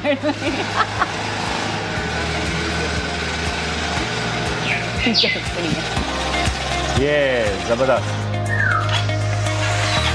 चलो जी जबरदस्त। और ये मुझे लगता है कि ये तो हमें डेमो भी मिल गया है, हमें ये भी पता लग गया है गाड़ी चलती कैसे है, डीलिंग्स भी आपकी हो चुकी हैं। अब आप इस गाड़ी को बिल्कुल जो है ना वो स्पॉन्सर अगर आपको मिल जाए तो आप इस्तेमाल कर सकते हैं। वो कह रहे हैं जी, बेहद शुक्रिया राव यूसुफ हमारे साथ मौजूद थे और बड़ी अच्छी ऐसी गाड़ियाँ बनाते रहे। डीलिंग हम आपकी अपने प्रोग्राम में करा देंगे। आगे बढ़ते हैं और अब आपको बताएं कि मशहूर आलिम दीन मौलाना तारिक जमील भी कोरोना वायरस का शिकार हो गया। वज़ीर आज़म इमरान खान ने मौलाना तारिक जमील के लिए कोरोना से सेहत याबी की दुआ की अपील की है, दुआए सेहत की अपील की है। वज़ीर आज़म ने अपने ट्विटर पैगाम में, मौलाना तारिक जमील ने ट्वीट पैगाम में लिखा है कि गुज़श्ता चंद रोज़ से उनकी तबीयत नासाज थी, टेस्ट कराया तो कोरोना पॉजिटिव आया। उन्होंने अवाम से सेहत याबी के लिए दुआओं की दरख्वास्त भी की है। बिल्कुल, दरख्वास्त भी की है। कोरोना में मुब्तला हो गए हैं और वो ये दरख्वास्त करेंगे उनके लिए दुआ की जाए और हमारी भी दुआ है कि वो जल्द से जल्द इस कोविड से रिकवर कर सकें। तो महक आगे बढ़ जाते हैं और एक और खबर है वो भी शामिल कर लेते हैं। बॉलिंग कोच वकार यूनुस ने कहा है कि फास्ट बॉलर मोहम्मद आमिर ने वर्कलोड की वजह से टेस्ट क्रिकेट नहीं छोड़ी, वो वाइट बॉल क्रिकेट खेल रहे हैं। और वकार यूनुस का ये भी कहना था कि टेस्ट क्रिकेट ना खेलना मोहम्मद आमिर का अपना फैसला है, उन्होंने खुद फैसला किया। जिस पर समा के नुमाइंदे ने ट्विटर पर सवाल उठाया कि आमिर आपने टेस्ट क्रिकेट क्यों छोड़ दी, ये सवाल किया गया। हमारे नुमाइंदे की जानिब श्रेब जट ने ये सवाल उठाया। मोहम्मद आमिर ने इस पर जवाब दिया कि इस सवाल का जवाब तो वकार यूनुस साहब ही बता सकते हैं, अल्लाह ताला हिदायत दे जो ऐसी सोच रखते हैं। वकार यूनुस ने वीडियो लिंक के जरिए न्यूज़ कॉन्फ्रेंस में क्या कहा था, हम आपको दिखा देते हैं। मेरा नहीं ख्याल कि कोई वर्कलोड की वजह से वो बाहर हुए हैं या वो जो आपने कहा कि शायद क्रिकेट छोड़ गए हैं, मेरा नहीं ख्याल। अभी मैंने उनको देख रहा था कि वो किसी लीग में खेल रहे थे। तो उनका जहाँ तक है कि वो तो he plays white ball cricket, white ball में he's playing in one of the leagues, so उसमें उनका कोई इशू नहीं है कि वो इसलिए हुए कि वर्कलोड की वजह से वो क्रिकेट छोड़ा उन्होंने। हाँ, वो टेस्ट मैच नहीं खेलना चाहते थे, that's entirely उनका अपना फैसला। तो क्रिकेट की बात भी हो गई और भी बहुत सारे जो डिस्कशंस हैं वो आज हमने की हैं। आज के लिए इतना ही, कल दोबारा आएंगे नए टॉपिक्स के साथ, नए मौज़ूआत के साथ और मजीद गुफ्तगू करते रहेंगे। अपना बहुत सा ख्याल रखें, बाहर जा रहे हैं तो प्लीज़ मास्क पहने, समाजी फासले का ख्याल रखें। अगर जाना ज़रूरी नहीं है तो घरों में रहें, कोई ज़रूरत नहीं बाहर जाने की। आपसे इंशाल्लाह कल मुलाकात होगी। अपना बहुत सा ख्याल रखें। अल्लाह निगहबान।